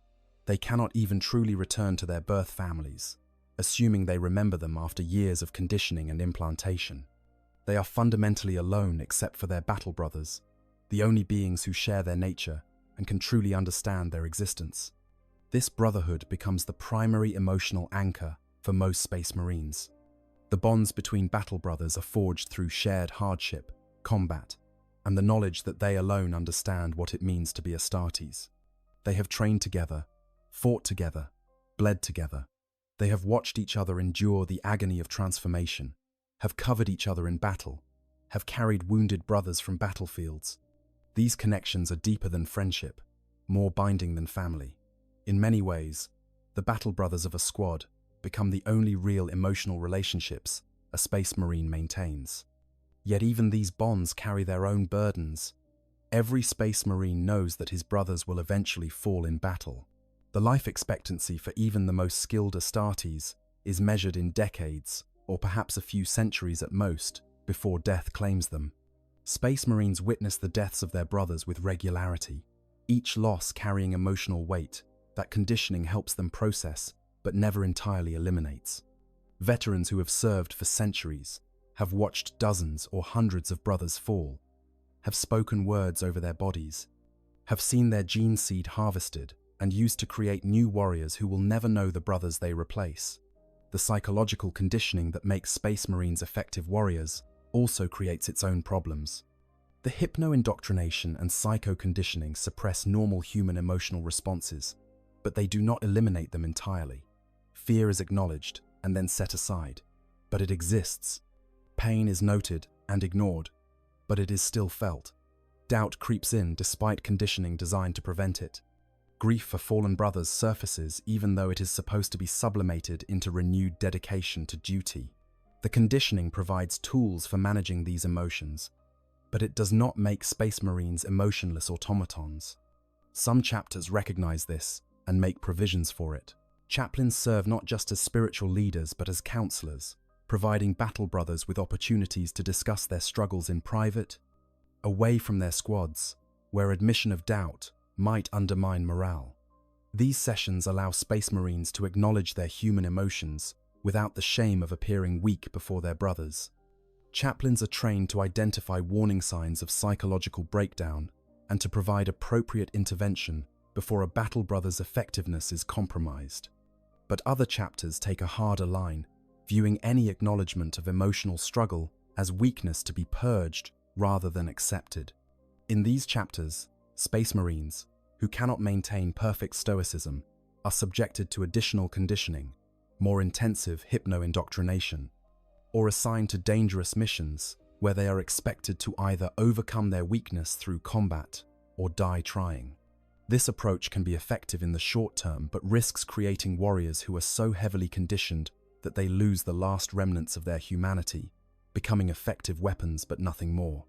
The long lifespan of Space Marines creates its own psychological challenges.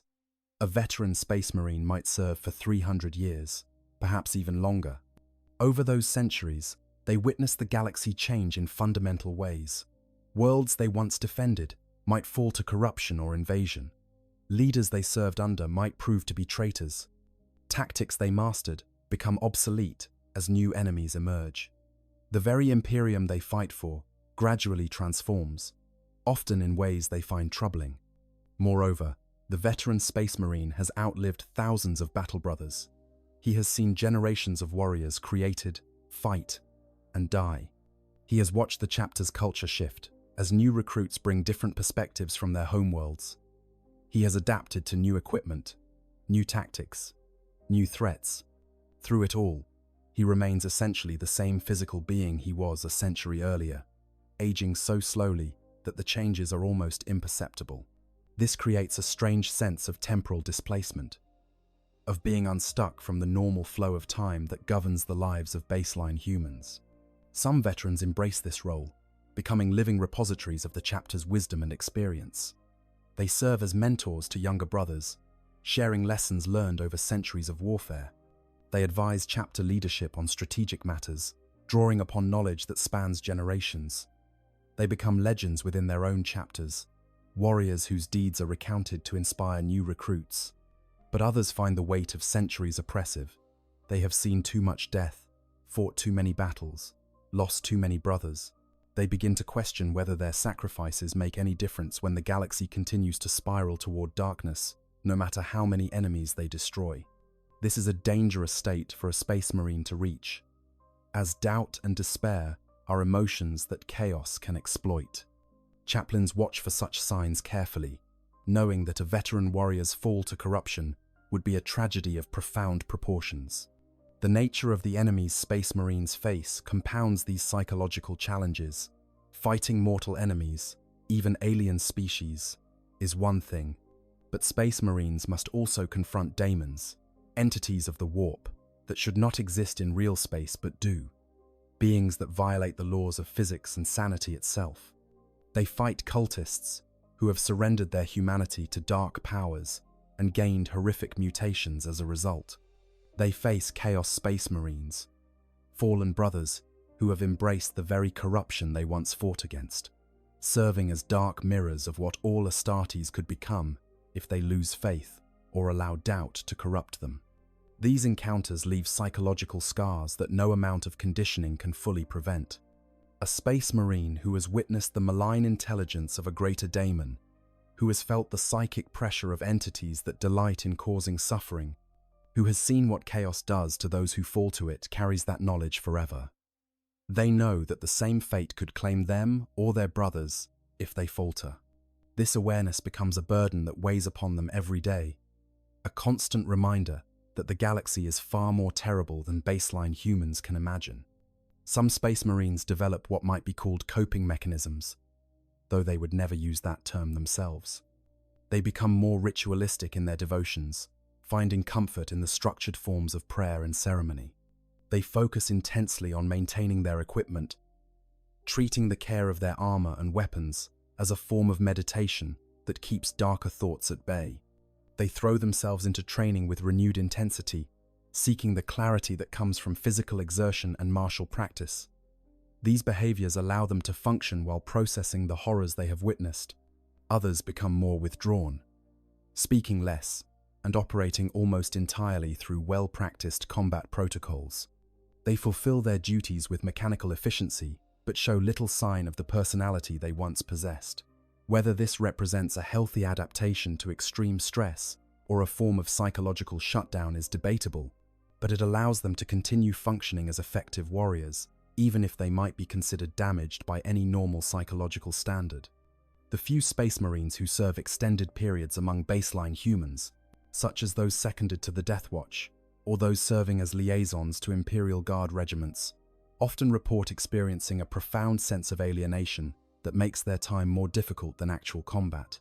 They are forced to move slowly and speak carefully to avoid intimidating the humans around them. They must watch their strength constantly to avoid accidentally injuring normal humans through casual contact. They become hyper-aware of how different they are, how separate, how fundamentally alone. Many find such assignments more psychologically taxing than combat operations, though they would never admit it.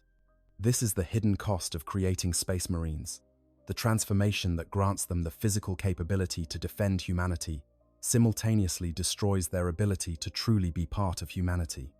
They are forever separate, forever apart, forever condemned to exist as weapons wielded by the Imperium against its enemies.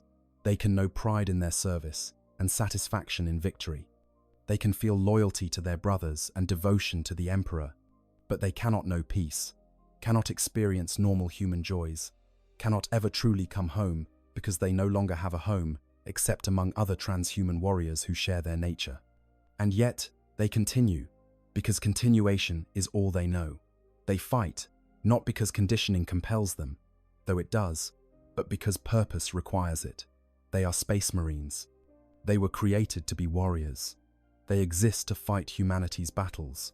Everything else is secondary to that function. The psychological burden of this existence is simply another weight they carry, another sacrifice they make, another price they pay for the privilege of serving the Emperor of mankind. Brotherhood and chapter culture. In the absence of normal human relationships and cut off from the societies of their birth, Space Marines forge connections that become the emotional center of their existence. The chapter itself becomes family, nation, and faith all compressed into a single organization. Within this structure, the bonds between battle brothers develop into relationships of profound depth, sustained not through blood kinship, but through shared purpose, mutual dependence, and the knowledge that these warriors alone truly understand what it means to be Astartes. Squad cohesion forms the fundamental building block of chapter culture. A Space Marine squad consists of 10 warriors, including the sergeant, and these 10 individuals fight, train, and often live together for decades or even centuries. They learn each other's combat styles, anticipate each other's actions, and develop the kind of tactical synchronization that can only come from extended experience working together. In battle, squad members cover each other's weaknesses, support each other's strengths, and function as a single coordinated unit rather than 10 individuals. The bonds formed within squads transcend professional respect. These are brothers in the truest sense, warriors who have bled together and who trust each other with their lives every time they deploy. They share private jokes that reference battles fought years or decades earlier. They understand each other's quirks and idiosyncrasies. They know which brother becomes quiet before combat and which one becomes more talkative. They recognize the subtle signs when one of their number is struggling psychologically and can provide support without making it obvious. When a squad member falls in battle, the loss is felt with an intensity that rivals familial grief. The surviving members carry forward the memory of their fallen brother, incorporating his lessons and honoring his example in their subsequent service. Many chapters maintain rituals specifically for commemorating squad members who have fallen, allowing survivors to process their grief within appropriate cultural frameworks. These might involve formal ceremonies where the fallen brother's deeds are recounted, or informal traditions like leaving an empty seat at squad meals for a period after the loss. Company-level identity provides the next layer of cohesion.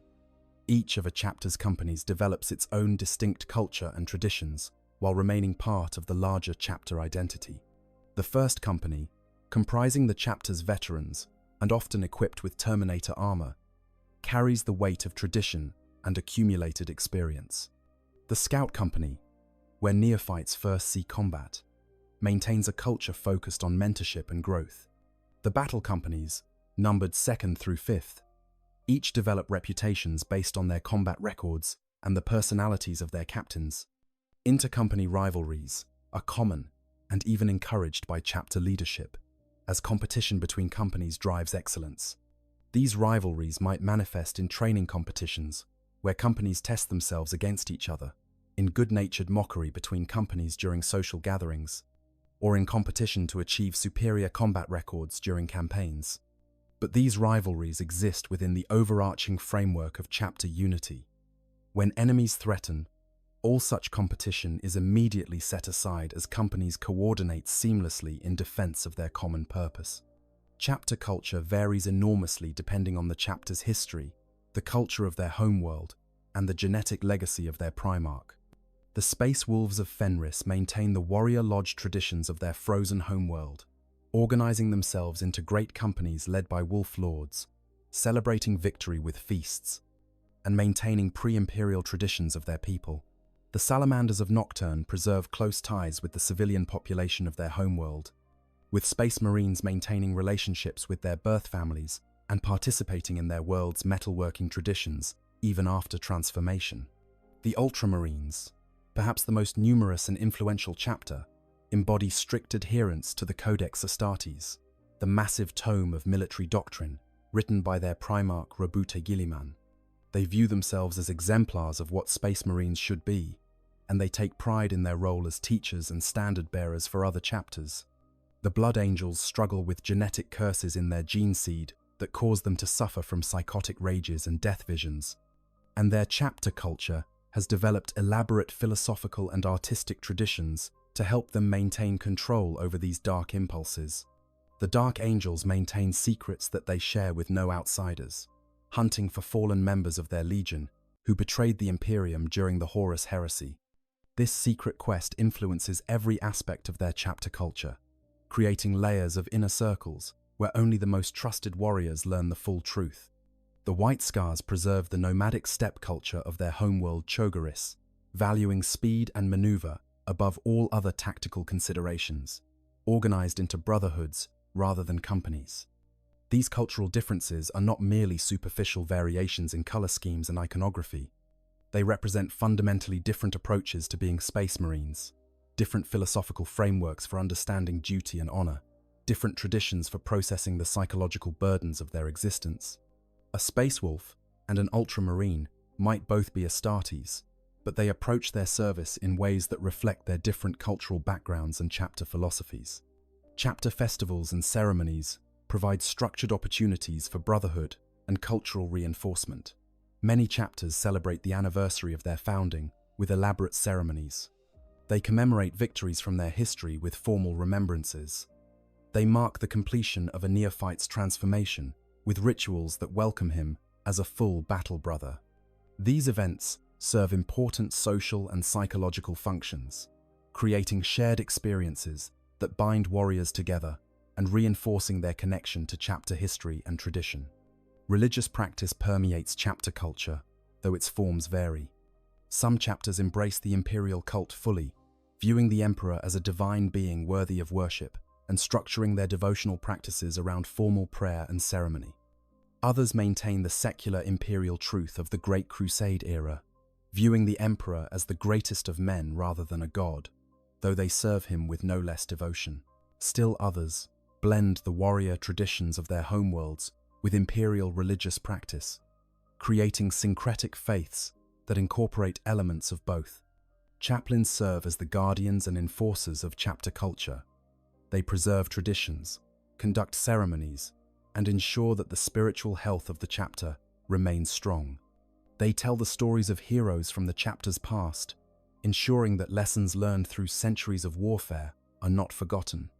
They watch for signs of cultural drift or deviation from established doctrine, correcting issues before they become serious problems.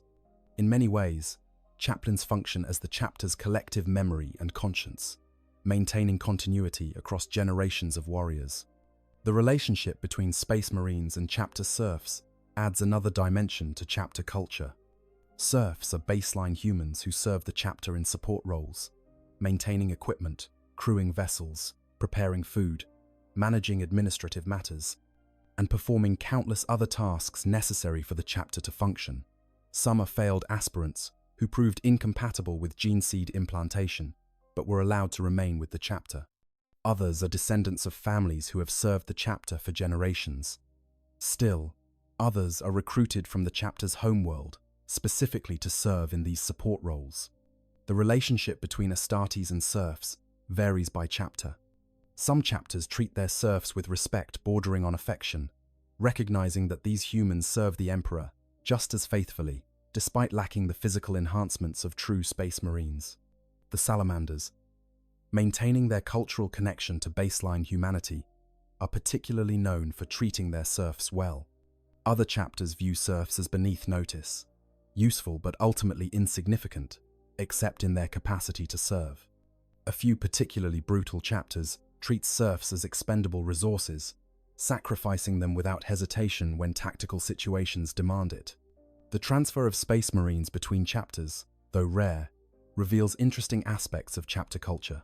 When a Space Marine is seconded to the Death Watch, the specialized chapter that hunts Xenos threats, he brings his home chapter's culture with him, but must also adapt to Death Watch traditions that honor all founding chapters equally.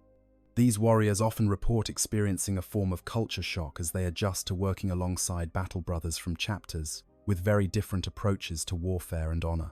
The experience of serving in the Death Watch can profoundly affect a Space Marine's perspective, exposing him to different ways of thinking about their shared calling.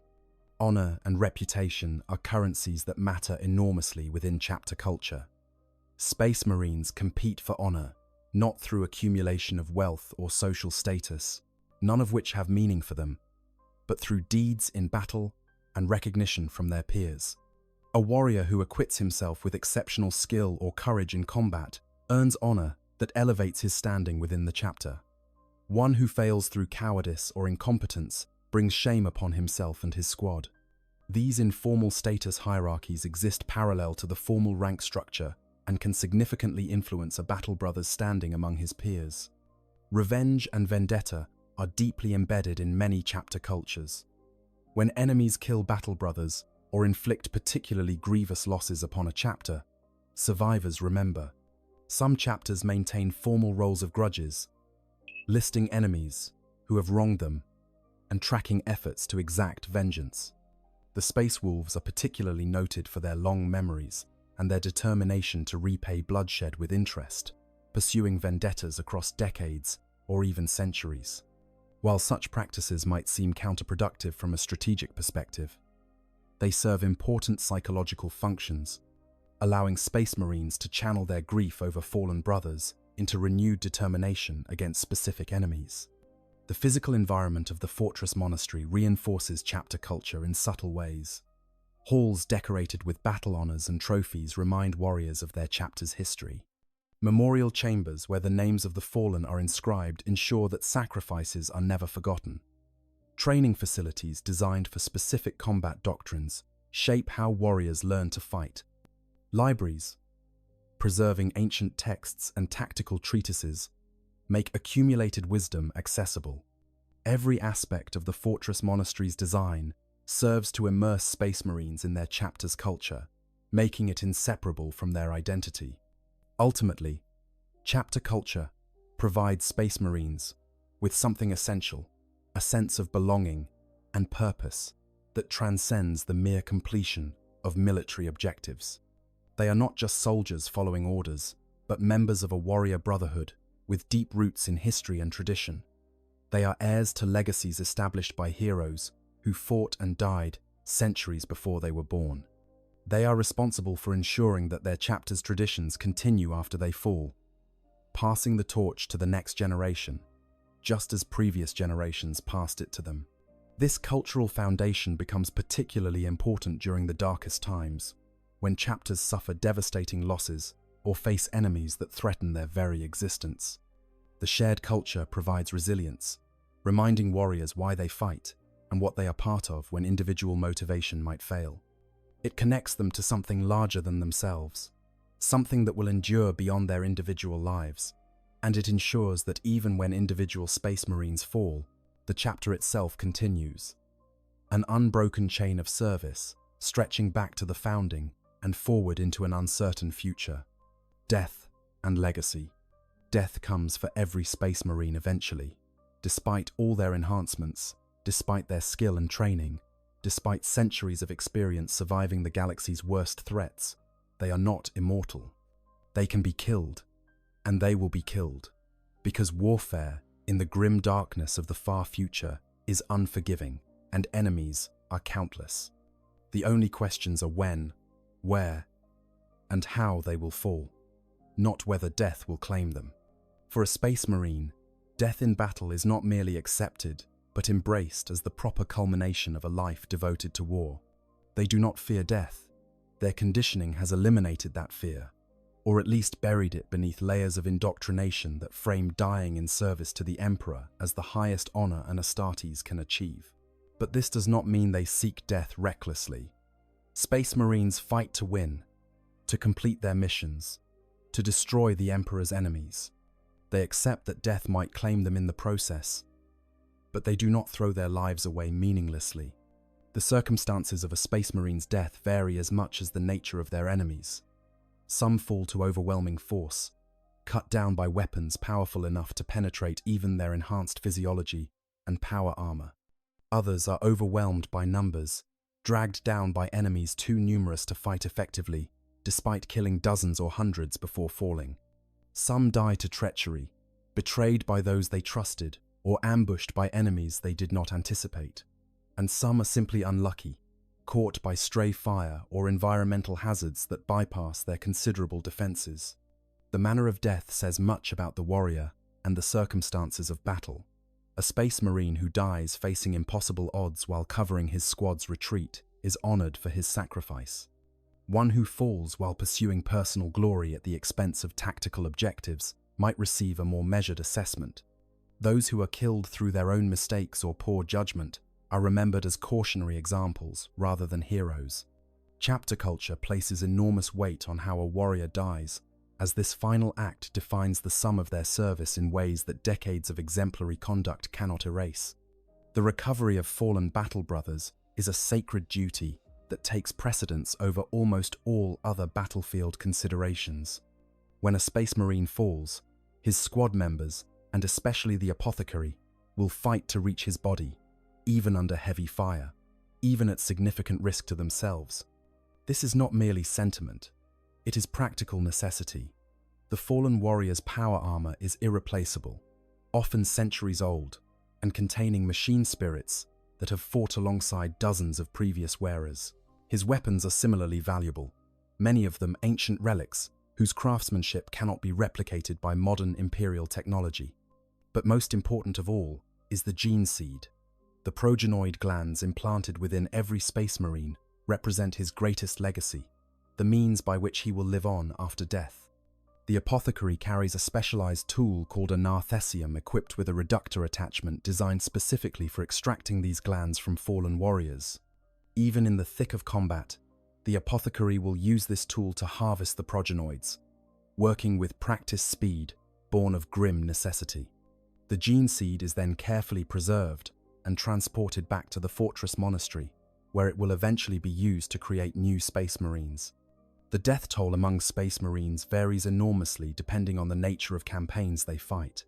Some operations might see an entire company deployed with minimal casualties, the Marines overwhelming their enemies through superior capabilities and suffering only a handful of losses. Other battles extract terrible prices, with dozens or even hundreds of Astartes falling in extended campaigns against particularly dangerous enemies. The Third War for Armageddon saw over 20 Space Marine chapters commit forces, with thousands of Astartes dying in the protracted war against the Orc hordes. The defense of Cadia during the 13th Black Crusade saw entire chapters destroyed defending that vital fortress world. Some deaths cannot be recovered from. When Space Marines are vaporized by plasma weapons or consumed by the warp, when they fall into lava or are scattered across kilometers of battlefield by massive explosions, their gene seed is lost forever. These losses wound chapters deeply, not merely because of the tactical loss of a battle brother, but because that warrior's genetic legacy dies with him. A chapter can replace lost warriors by recruiting new aspirants, but without recovered gene seed to create the necessary implants, that replacement becomes more difficult. The ceremonial treatment of the dead varies by chapter culture, but universally acknowledges the significance of these losses. Many chapters conduct funeral rites for fallen battle brothers, formal ceremonies where their deeds are recounted and their sacrifices honored. The Space Wolves hold feasts celebrating the lives of fallen packmates, toasting their memories and recounting their greatest victories. The Blood Angels conduct somber rituals, acknowledging their grief while reaffirming their commitment to continue the fight. The Imperial Fists add the names of their dead to great memorial walls, covering entire sections of their fortress monastery. Some chapters preserve physical remains beyond the gene seed. Skulls of particularly honored heroes might be preserved in reliquaries, sometimes incorporated into armor or weapons carried by successors. Ashes might be scattered in locations significant to the fallen warrior. Armor that has been worn by multiple bearers over centuries accumulates honor rolls engraved on their surfaces, listing all who have worn that suit into battle. These practices ensure that fallen warriors are never truly forgotten, that their service is remembered and honored by those who come after. The psychological impact of a battle brother's death on his survivors depends heavily on the circumstances and relationships involved. The loss of a squad mate is felt most acutely by the surviving members of his squad, who must adjust to fighting without a brother they have known for decades, and whose absence leaves a tactical gap that must be filled. Squad members might inherit pieces of their fallen brother's equipment or make small adjustments to their own behavior to honor his memory. A sergeant might adopt a fallen brother's preferred tactics. A warrior might maintain a ritual his deceased squad mate practiced. The death of particularly prominent chapter heroes affects the entire chapter. When a captain falls, when a champion is killed, when an ancient dreadnought is finally destroyed, the loss reverberates through all levels of the chapter hierarchy. These are warriors whose service spanned centuries, whose wisdom guided countless operations, whose presence inspired generations of battle brothers. Their deaths leave voids that cannot easily be filled, as their accumulated knowledge and experience cannot be quickly replaced, regardless of how skilled their successors might be. Some Space Marines do not truly die even when their bodies fail. The most grievously wounded warriors, those who cannot be saved by conventional medical intervention but whose minds remain intact, might be entombed within dreadnought sarcophagi.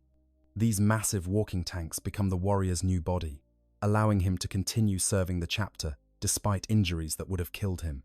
But this existence is its own kind of death, a half-life where the warrior is forever separated from his brothers, suspended in darkness between battles, conscious but isolated within his metal tomb. The dreadnoughts themselves have complex views on their existence. Some embrace their new role, finding purpose in continued service, despite the limitations of their mechanical bodies. Others endure their condition with stoic resignation, accepting it as their duty even though they might have preferred true death. Still others suffer greatly, their centuries extending into millennia as they are awakened again and again to fight while the galaxy changes around them and all the warriors they once knew pass away. Many chapters put their dreadnoughts into stasis between battles not merely to preserve their mechanical systems but as an act of mercy, sparing these ancient warriors the burden of fully conscious existence in their entombed state. The concept of legacy takes on particular importance for Space Marines because they cannot leave conventional legacies. They have no children to carry on their names. They typically own no property beyond their wargear, which belongs to the chapter rather than the individual. They do not build businesses or create artistic works that might survive them. Their legacy consists entirely of their service record, the impact of their actions on the Imperium's eternal war, and the gene seed they leave behind to create future warriors. This makes reputation and honor during life all the more important. A Space Marine's deeds are what define him, and those deeds are what will be remembered after he falls. Warriors strive to acquit themselves with honor, not for personal gain, but because honor is the only currency that matters, the only thing that survives death beyond the gene seed. The heroes whose names are remembered centuries after their deaths are those who exemplified the virtues their chapters value most, whose actions set standards that subsequent generations try to match. But for every hero whose name echoes through the ages, thousands of Space Marines die having led exemplary lives that leave no individual mark on history. They fight and die as faithful servants of the Emperor, completing their assigned missions, supporting their brothers, defending humanity against its enemies. Their names might be recorded in their chapter's halls of remembrance, but they are not individually celebrated. They become part of the collective history of their chapter, honored in aggregate rather than as individuals. This is the final truth about a Space Marine's death. It is expected, it is inevitable, and it is ultimately impersonal. The Imperium needs warriors, and warriors die in war. When one falls, another takes his place, wearing his armor, carrying his weapons, continuing his fight. The war is eternal. The enemies are endless, and individual lives matter only in how effectively they serve the larger purpose. Space Marines understand this and accept it because they were created to accept it. because their conditioning has framed their entire existence within this context of service and sacrifice. And yet, despite all the conditioning, despite all the indoctrination, despite the inhuman nature of their transhuman existence, Space Marines remain human enough to feel the weight of this reality. They grieve for fallen brothers, even as they are trained to sublimate that grief into renewed dedication. They understand that they fight an eternal war that cannot be won, only endured. They know that their sacrifices, no matter how great, will not bring final victory, because final victory is impossible in a galaxy where threats are infinite.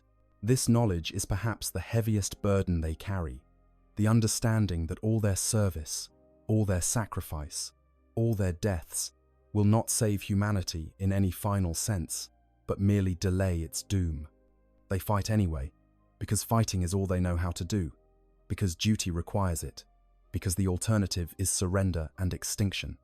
They die defending a species that fears them, serving an Imperium that views them as weapons rather than people, all for the promise that their deaths might buy humanity one more day, one more year, one more century before the darkness finally consumes everything. And when they fall, new warriors take their place, wear their armor, carry their weapons forward, and continue the eternal vigil that is the Space Marines' purpose and doom. Specialized roles.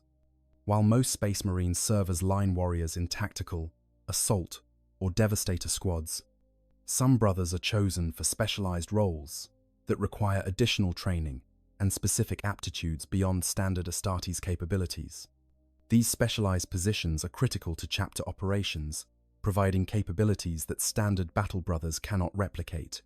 Those selected for these roles undergo years or even decades of additional training beyond their basic Space Marine conditioning, developing expertise that makes them invaluable assets to their chapters.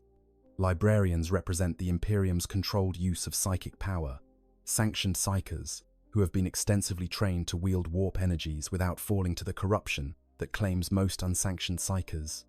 The recruitment of librarians begins during the initial selection process, when aspirants are screened not just for physical compatibility with gene seed, but also for psychic potential. Those who show such potential and survive the transformation process are then subjected to additional evaluation to determine whether their psychic abilities are strong enough to warrant librarian training. The path to becoming a librarian is dangerous in ways that standard Space Marine training is not. Psychers draw power from the warp, that roiling dimension of psychic energy and emotion where demons dwell and the dark gods of chaos hold sway. Every time a librarian uses his powers, he risks attracting the attention of entities that would possess him, corrupt him, or destroy him. The training regimen for librarians focuses as much on mental discipline and psychic defense as it does on using their powers offensively. Librarians spend countless hours in meditation, learning to sense the warp's currents without being swept away by them. They study protective wards and rituals that help shield them from demonic influence. They learn to recognize the subtle signs of chaos corruption in themselves and others. They practice channeling psychic power in controlled bursts rather than drawing upon it recklessly. This training never ends. Even veteran librarians continue these practices throughout their service, knowing that a single moment of carelessness could doom them and potentially their entire chapter. On the battlefield, librarians serve as force multipliers. They can read enemy minds to predict tactical movements, though the alien psychology of many xeno species makes this difficult. They can manipulate physical reality through telekinesis, hurling enemies aside, or creating protective barriers of solidified psychic energy. Some develop the ability to project psychic lightning or flame, burning foes with manifestations of warp energy. Others learn divination, gaining glimpses of possible futures that help them anticipate enemy actions. The most skilled librarians can even manipulate space itself, teleporting small distances or creating voids that pull enemies into the warp. Chaplains serve as the spiritual heart of their chapters, custodians of tradition and faith, who ensure that battle brothers remain true to their purpose. They wear skull-faced helms and carry Crozius Arcanum, power weapons shaped like ceremonial maces that serve as both symbols of their office and effective weapons in combat. Chaplains are chosen from among the most devoted and psychologically stable brothers in the chapter. warriors whose faith in the Emperor and loyalty to the chapter are beyond question. The training to become a chaplain focuses on theology, history, and psychology. Aspirant chaplains spend years studying their chapter's traditions and doctrines, memorizing prayers and ceremonies, learning the stories of past heroes whose examples they will use to inspire current warriors. They study the Lectitio Divinitatis and other religious texts, developing the theological knowledge necessary to address questions of faith. They learn counseling techniques that allow them to identify psychological issues in battle brothers and provide appropriate guidance. Chaplains conduct all major ceremonies within the chapter, from the elevation of neophytes to full battle brothers, to funeral rites for the fallen, to the consecration of new war gear. They deliver sermons before battles, reminding warriors of their duty and inspiring them to acts of valor. They lead prayers, both the formal liturgies conducted in the reclusium and the brief devotions offered before combat. Between battles, they make themselves available to counsel any battle brother who might be struggling with doubt, trauma, or other psychological burdens. In combat, chaplains fight at the forefront, their presence serving to inspire their brothers through personal example. They are expected to embody the virtues they preach, demonstrating courage, skill, and devotion in the face of any enemy. Many chapters consider it particularly auspicious for a chaplain to lead important assaults or to stand guard over critical objectives, as their spiritual authority lends symbolic weight to the chapter's efforts. Apothecaries serve as the chapter's medical officers, responsible for treating injured battle brothers and, perhaps most importantly, harvesting gene seed from fallen warriors. They are identified early in their service through aptitude testing that reveals both medical knowledge absorption and the steady hands necessary for delicate surgical work. Aspirant apothecaries are sent for training that combines advanced medical knowledge with religious understanding of the sacred gene seed they will be called upon to preserve. The apothecary's training covers the full spectrum of space marine physiology, teaching them to treat injuries to both the original human organs and the 19 implanted organs that make up an Astartes enhanced body.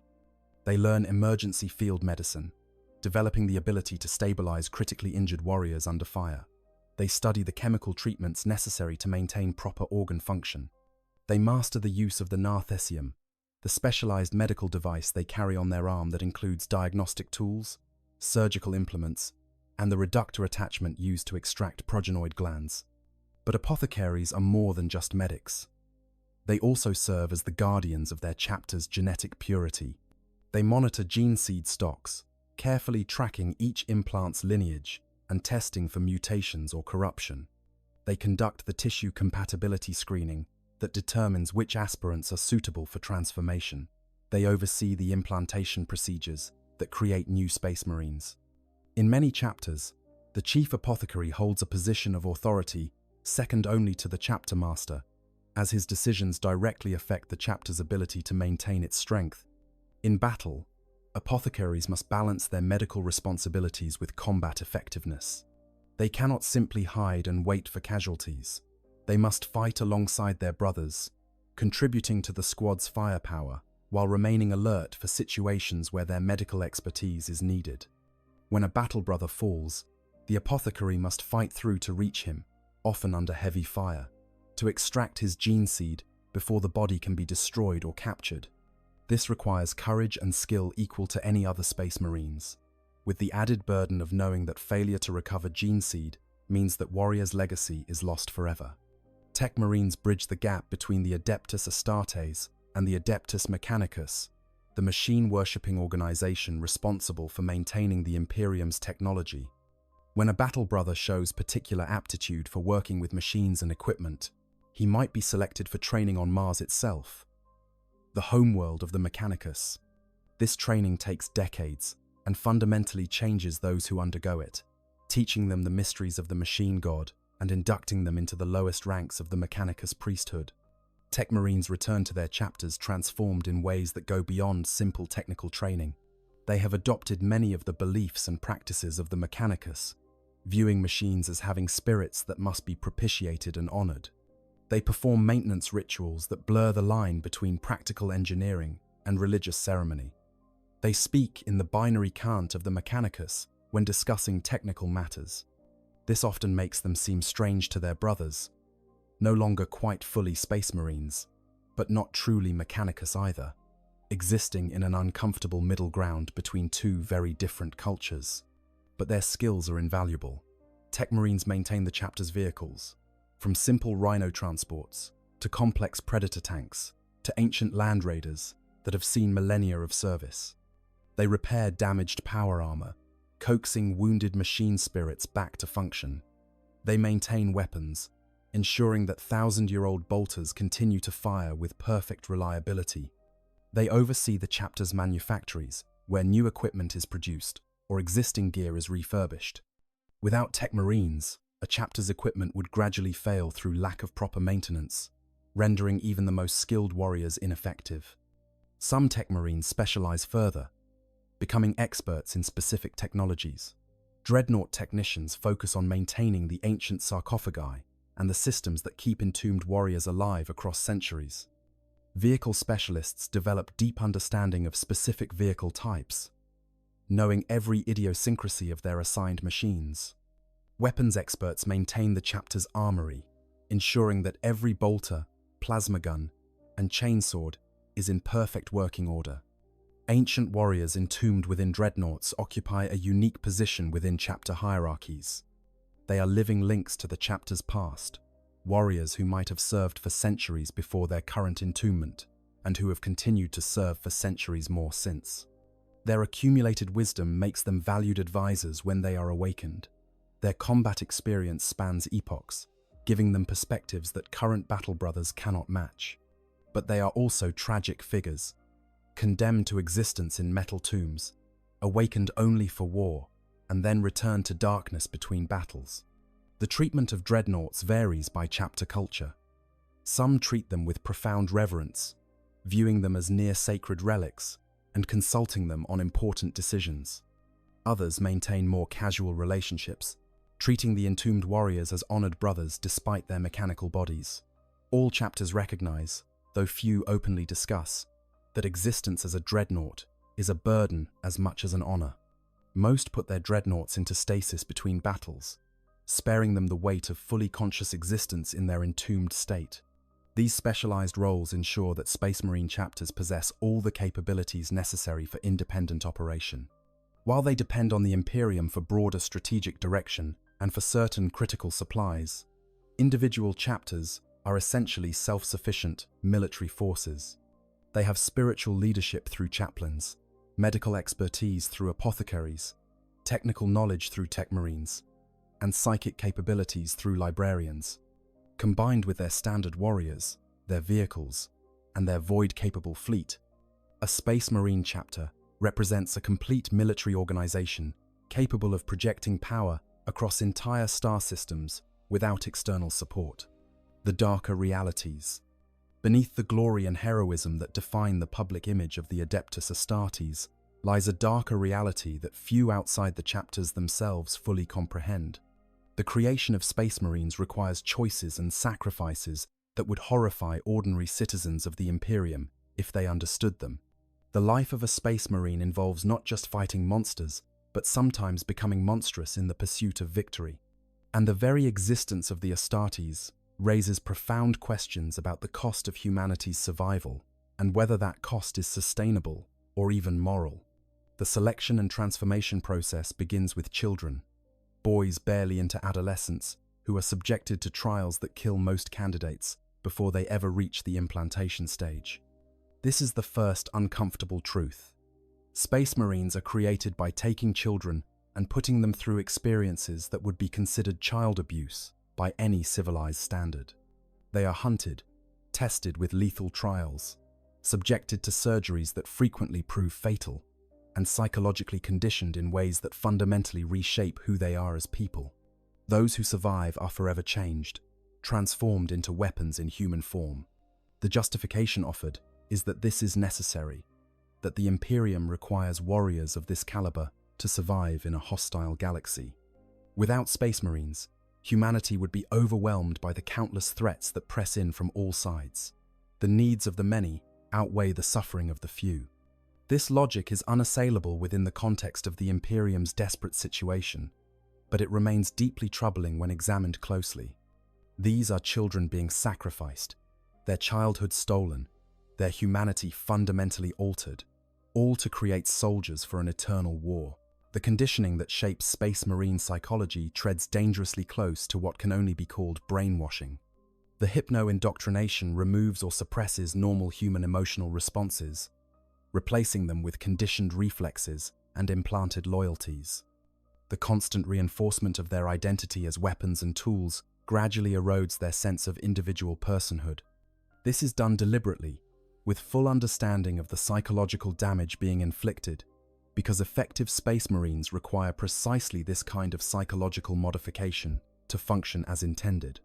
Some chapters go further than others in this regard. The Grey Knights, the Imperium's daemon hunting specialists, are known to completely erase the personalities of their recruits, building new identities from scratch to ensure absolute incorruptibility.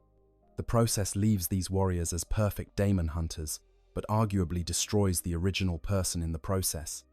Other chapters maintain more of their recruits' original personalities, but all engage in extensive conditioning that would be considered unethical by contemporary standards, applied in less desperate circumstances. The gene seed itself raises troubling questions. It is harvested from corpses, extracted from the bodies of fallen warriors under battlefield conditions.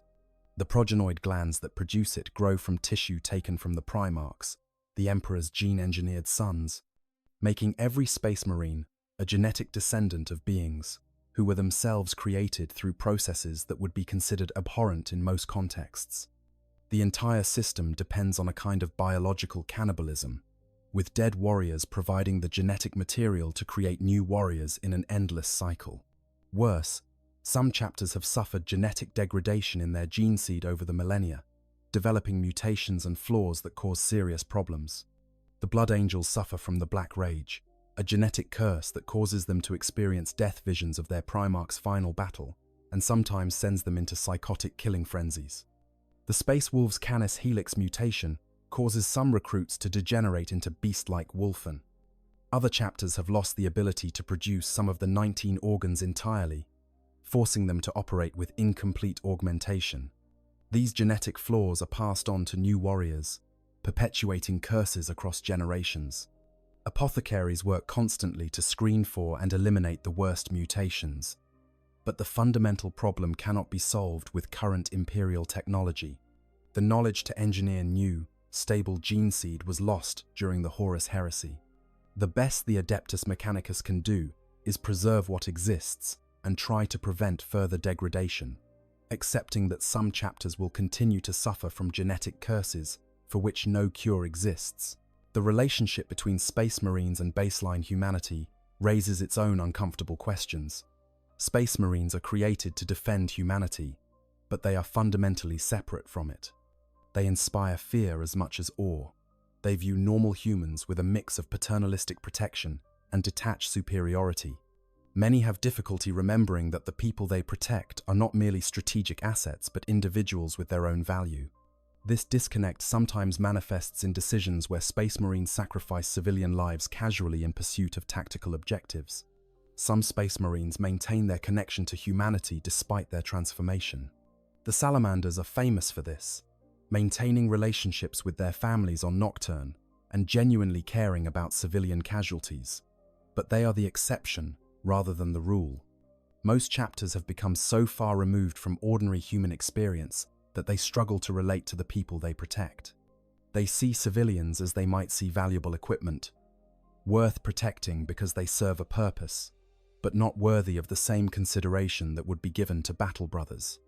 The combat doctrine employed by Space Marines often involves tactics that would be considered atrocities if examined through a moral lens rather than a military one. Planetary bombardments that reduce entire cities to rubble are ordered without hesitation if they serve strategic goals. Chemical and biological weapons are employed against enemies with no consideration for long-term environmental damage. Civilian populations are sometimes sacrificed as part of defensive strategies, deemed acceptable losses in pursuit of larger objectives. The justification is always the same. The stakes are too high for mercy. Enemies of the Imperium seek humanity's complete annihilation. Any hesitation, any restraint, any consideration given to moral qualms provides advantage to enemies who have no such scruples.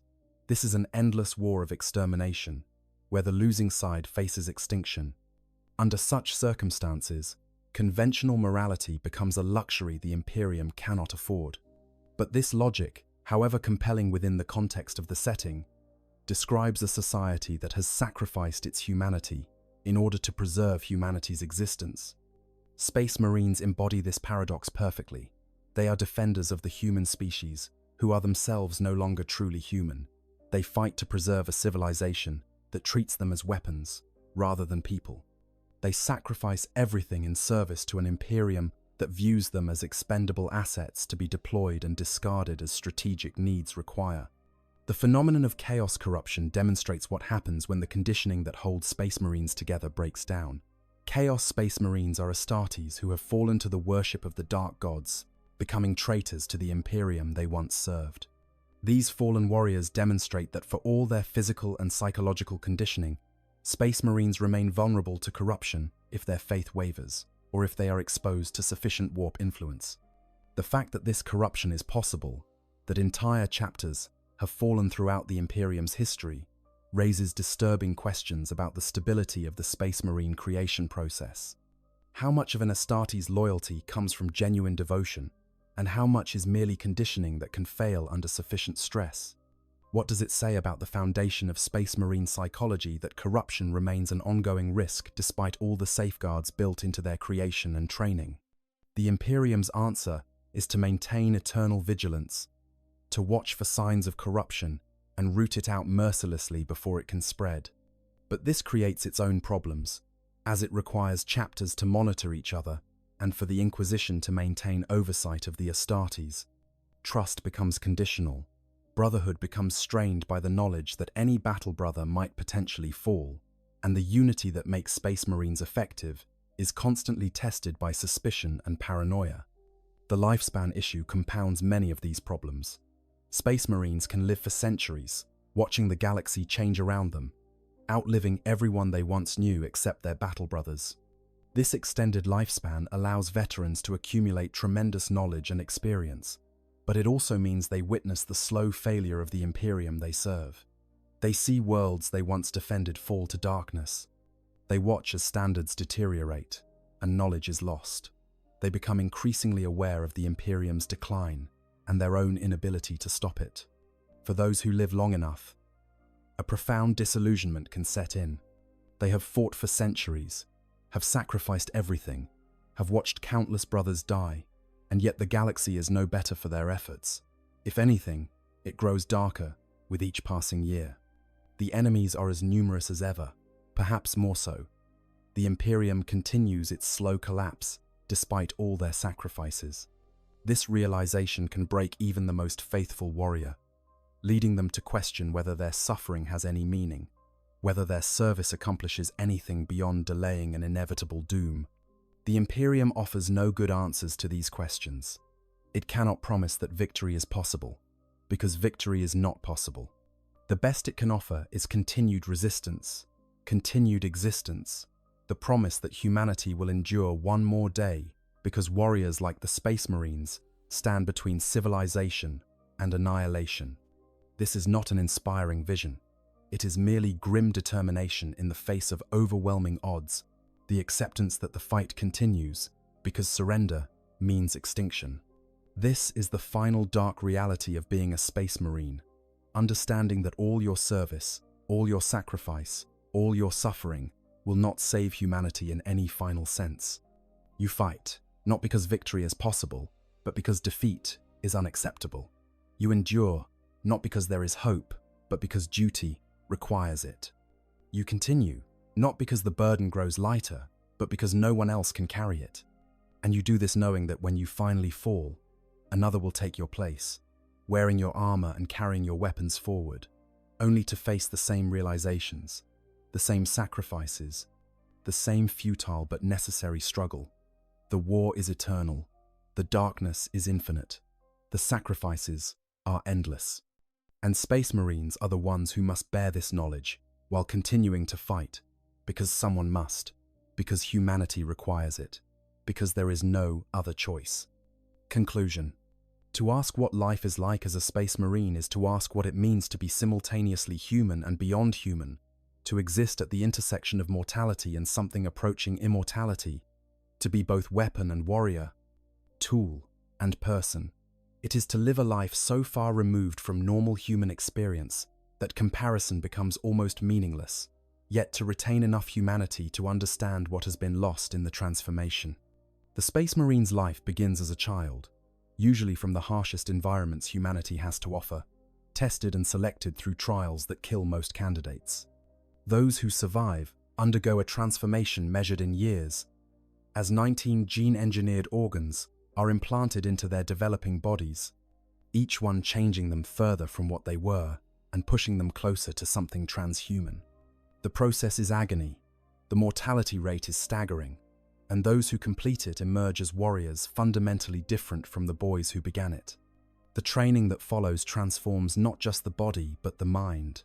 Through hypno-indoctrination and psycho-conditioning, through years of combat instruction and tactical education, through constant reinforcement of loyalty and duty, Space Marines are shaped into warriors who know no fear, who process pain as merely another form of data, who view death in service as the highest honor they can achieve.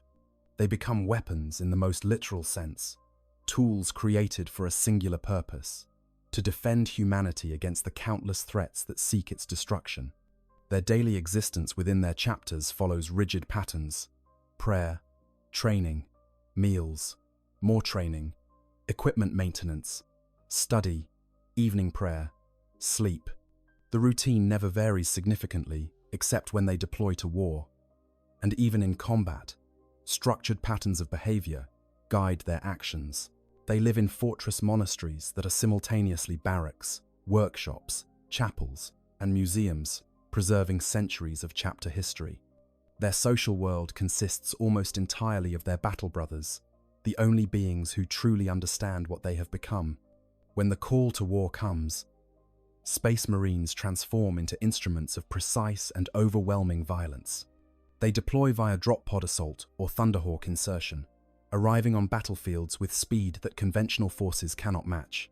They fight with weapons that would destroy unaugmented humans through recoil alone. They employ tactics that combine the superhuman capabilities of enhanced physiology with centuries of tactical knowledge, imprinted through hypno-indoctrination and refined through actual combat experience. But beneath the legend of invincibility lies a more complex reality. Space Marines carry psychological burdens that conditioning can manage, but never entirely eliminate. They are isolated from the humanity they defend, forever separate because of their transhuman nature. They watch their brothers die with regularity, processing grief through cultural frameworks that allow them to continue functioning but never truly heal. They understand that their war is eternal, that victory is impossible, that they fight merely to delay an inevitable doom rather than to achieve any final triumph. They serve chapters that provide them with identity, purpose, and brotherhood in the absence of normal human relationships. These chapters develop distinct cultures that vary enormously based on their histories, homeworlds, and the genetic legacies of their primarchs. Within these cultures, Space Marines find the only meaningful connections they will ever know, bonds forged through shared hardship and mutual dependence that become more important than the biological families they can barely remember. Some Space Marines take on specialized roles: librarians who wield psychic powers, chaplains who maintain spiritual health, apothecaries who preserve life and gene seed, tech marines who maintain equipment. These specialists undergo years of additional training beyond basic Space Marine conditioning, developing expertise that makes them invaluable to their chapters. Others serve as dreadnoughts, ancient warriors entombed in walking tanks after suffering injuries that would have killed them, condemned to existence in metal sarcophagi but allowed to continue their service. Death comes eventually for every Space Marine, whether in battle against overwhelming enemies or through the gradual accumulation of injuries across centuries of warfare. When they fall, their gene seed is harvested if possible, ensuring their genetic legacy continues in new warriors. Their equipment is recovered and passed on to new bearers. Their deeds are recorded in chapter histories, adding another name to the rolls of the honored dead. Then, the war continues without them, as it continued before they were born, and as it will continue after their service ends. The darker realities underlying this existence cannot be ignored. Space Marines are created through processes that inflict suffering on children and reshape them into weapons through methods that resemble brainwashing. They serve an Imperium that views them as assets rather than people. They employ tactics that would be considered atrocities by any moral standard less desperate than the Imperium's.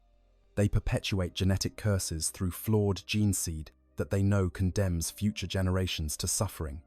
And they do all this, knowing that their sacrifices will not save humanity in any final sense, but merely delay its eventual doom. Yet they continue. They fight, because fighting is all they know how to do, because their conditioning compels it, because duty requires it, because the alternative is surrender and extinction. They endure because Space Marines do not give up, do not falter, do not break. They carry forward the legacy of warriors who came before them and pass it on to those who will follow, maintaining an unbroken chain of service, stretching back to the founding of their chapters and forward into an uncertain future. This is what it means to be a Space Marine, to live a life of service and sacrifice, to exist simultaneously as more than human and less than human, to be both defender and weapon, protector and monster. It is to know no fear, or at least to acknowledge fear and then set it aside as irrelevant. It is to accept death as inevitable and embrace it as honorable. It is to fight an eternal war that cannot be won but must not be lost, all in service to a species that the Space Marine can barely remember being part of. The Space Marines stand as the Imperium's finest warriors, its greatest defenders, its most effective weapons against the darkness. They are legends to baseline humans, heroes whose deeds inspire awe, and whose presence offers hope even in the darkest times. But they are also tragic figures, warriors condemned to existence in service to a dying empire, fighting to preserve a humanity they can no longer truly be part of, sacrificing everything in pursuit of a victory that will never come. This is their life. This is their purpose. This is their doom. And they embrace it willingly, because Space Marines know nothing else, because someone must stand between humanity and annihilation, because the Emperor requires it, because there is no other choice. In the grim darkness of the far future, where there is only war, they are the ones who fight that war, who bear its terrible weight, who pay its endless price, all for the promise that humanity might survive one more day. If you found this exploration into the life of a Space Marine compelling, please consider liking this video and subscribing to the channel.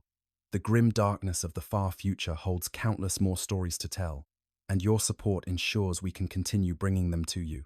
I hope you guys enjoyed the story. Make sure to hit the subscribe, like, share button, whatever you want. Give me some feedback if there's any. And yeah, sleep well.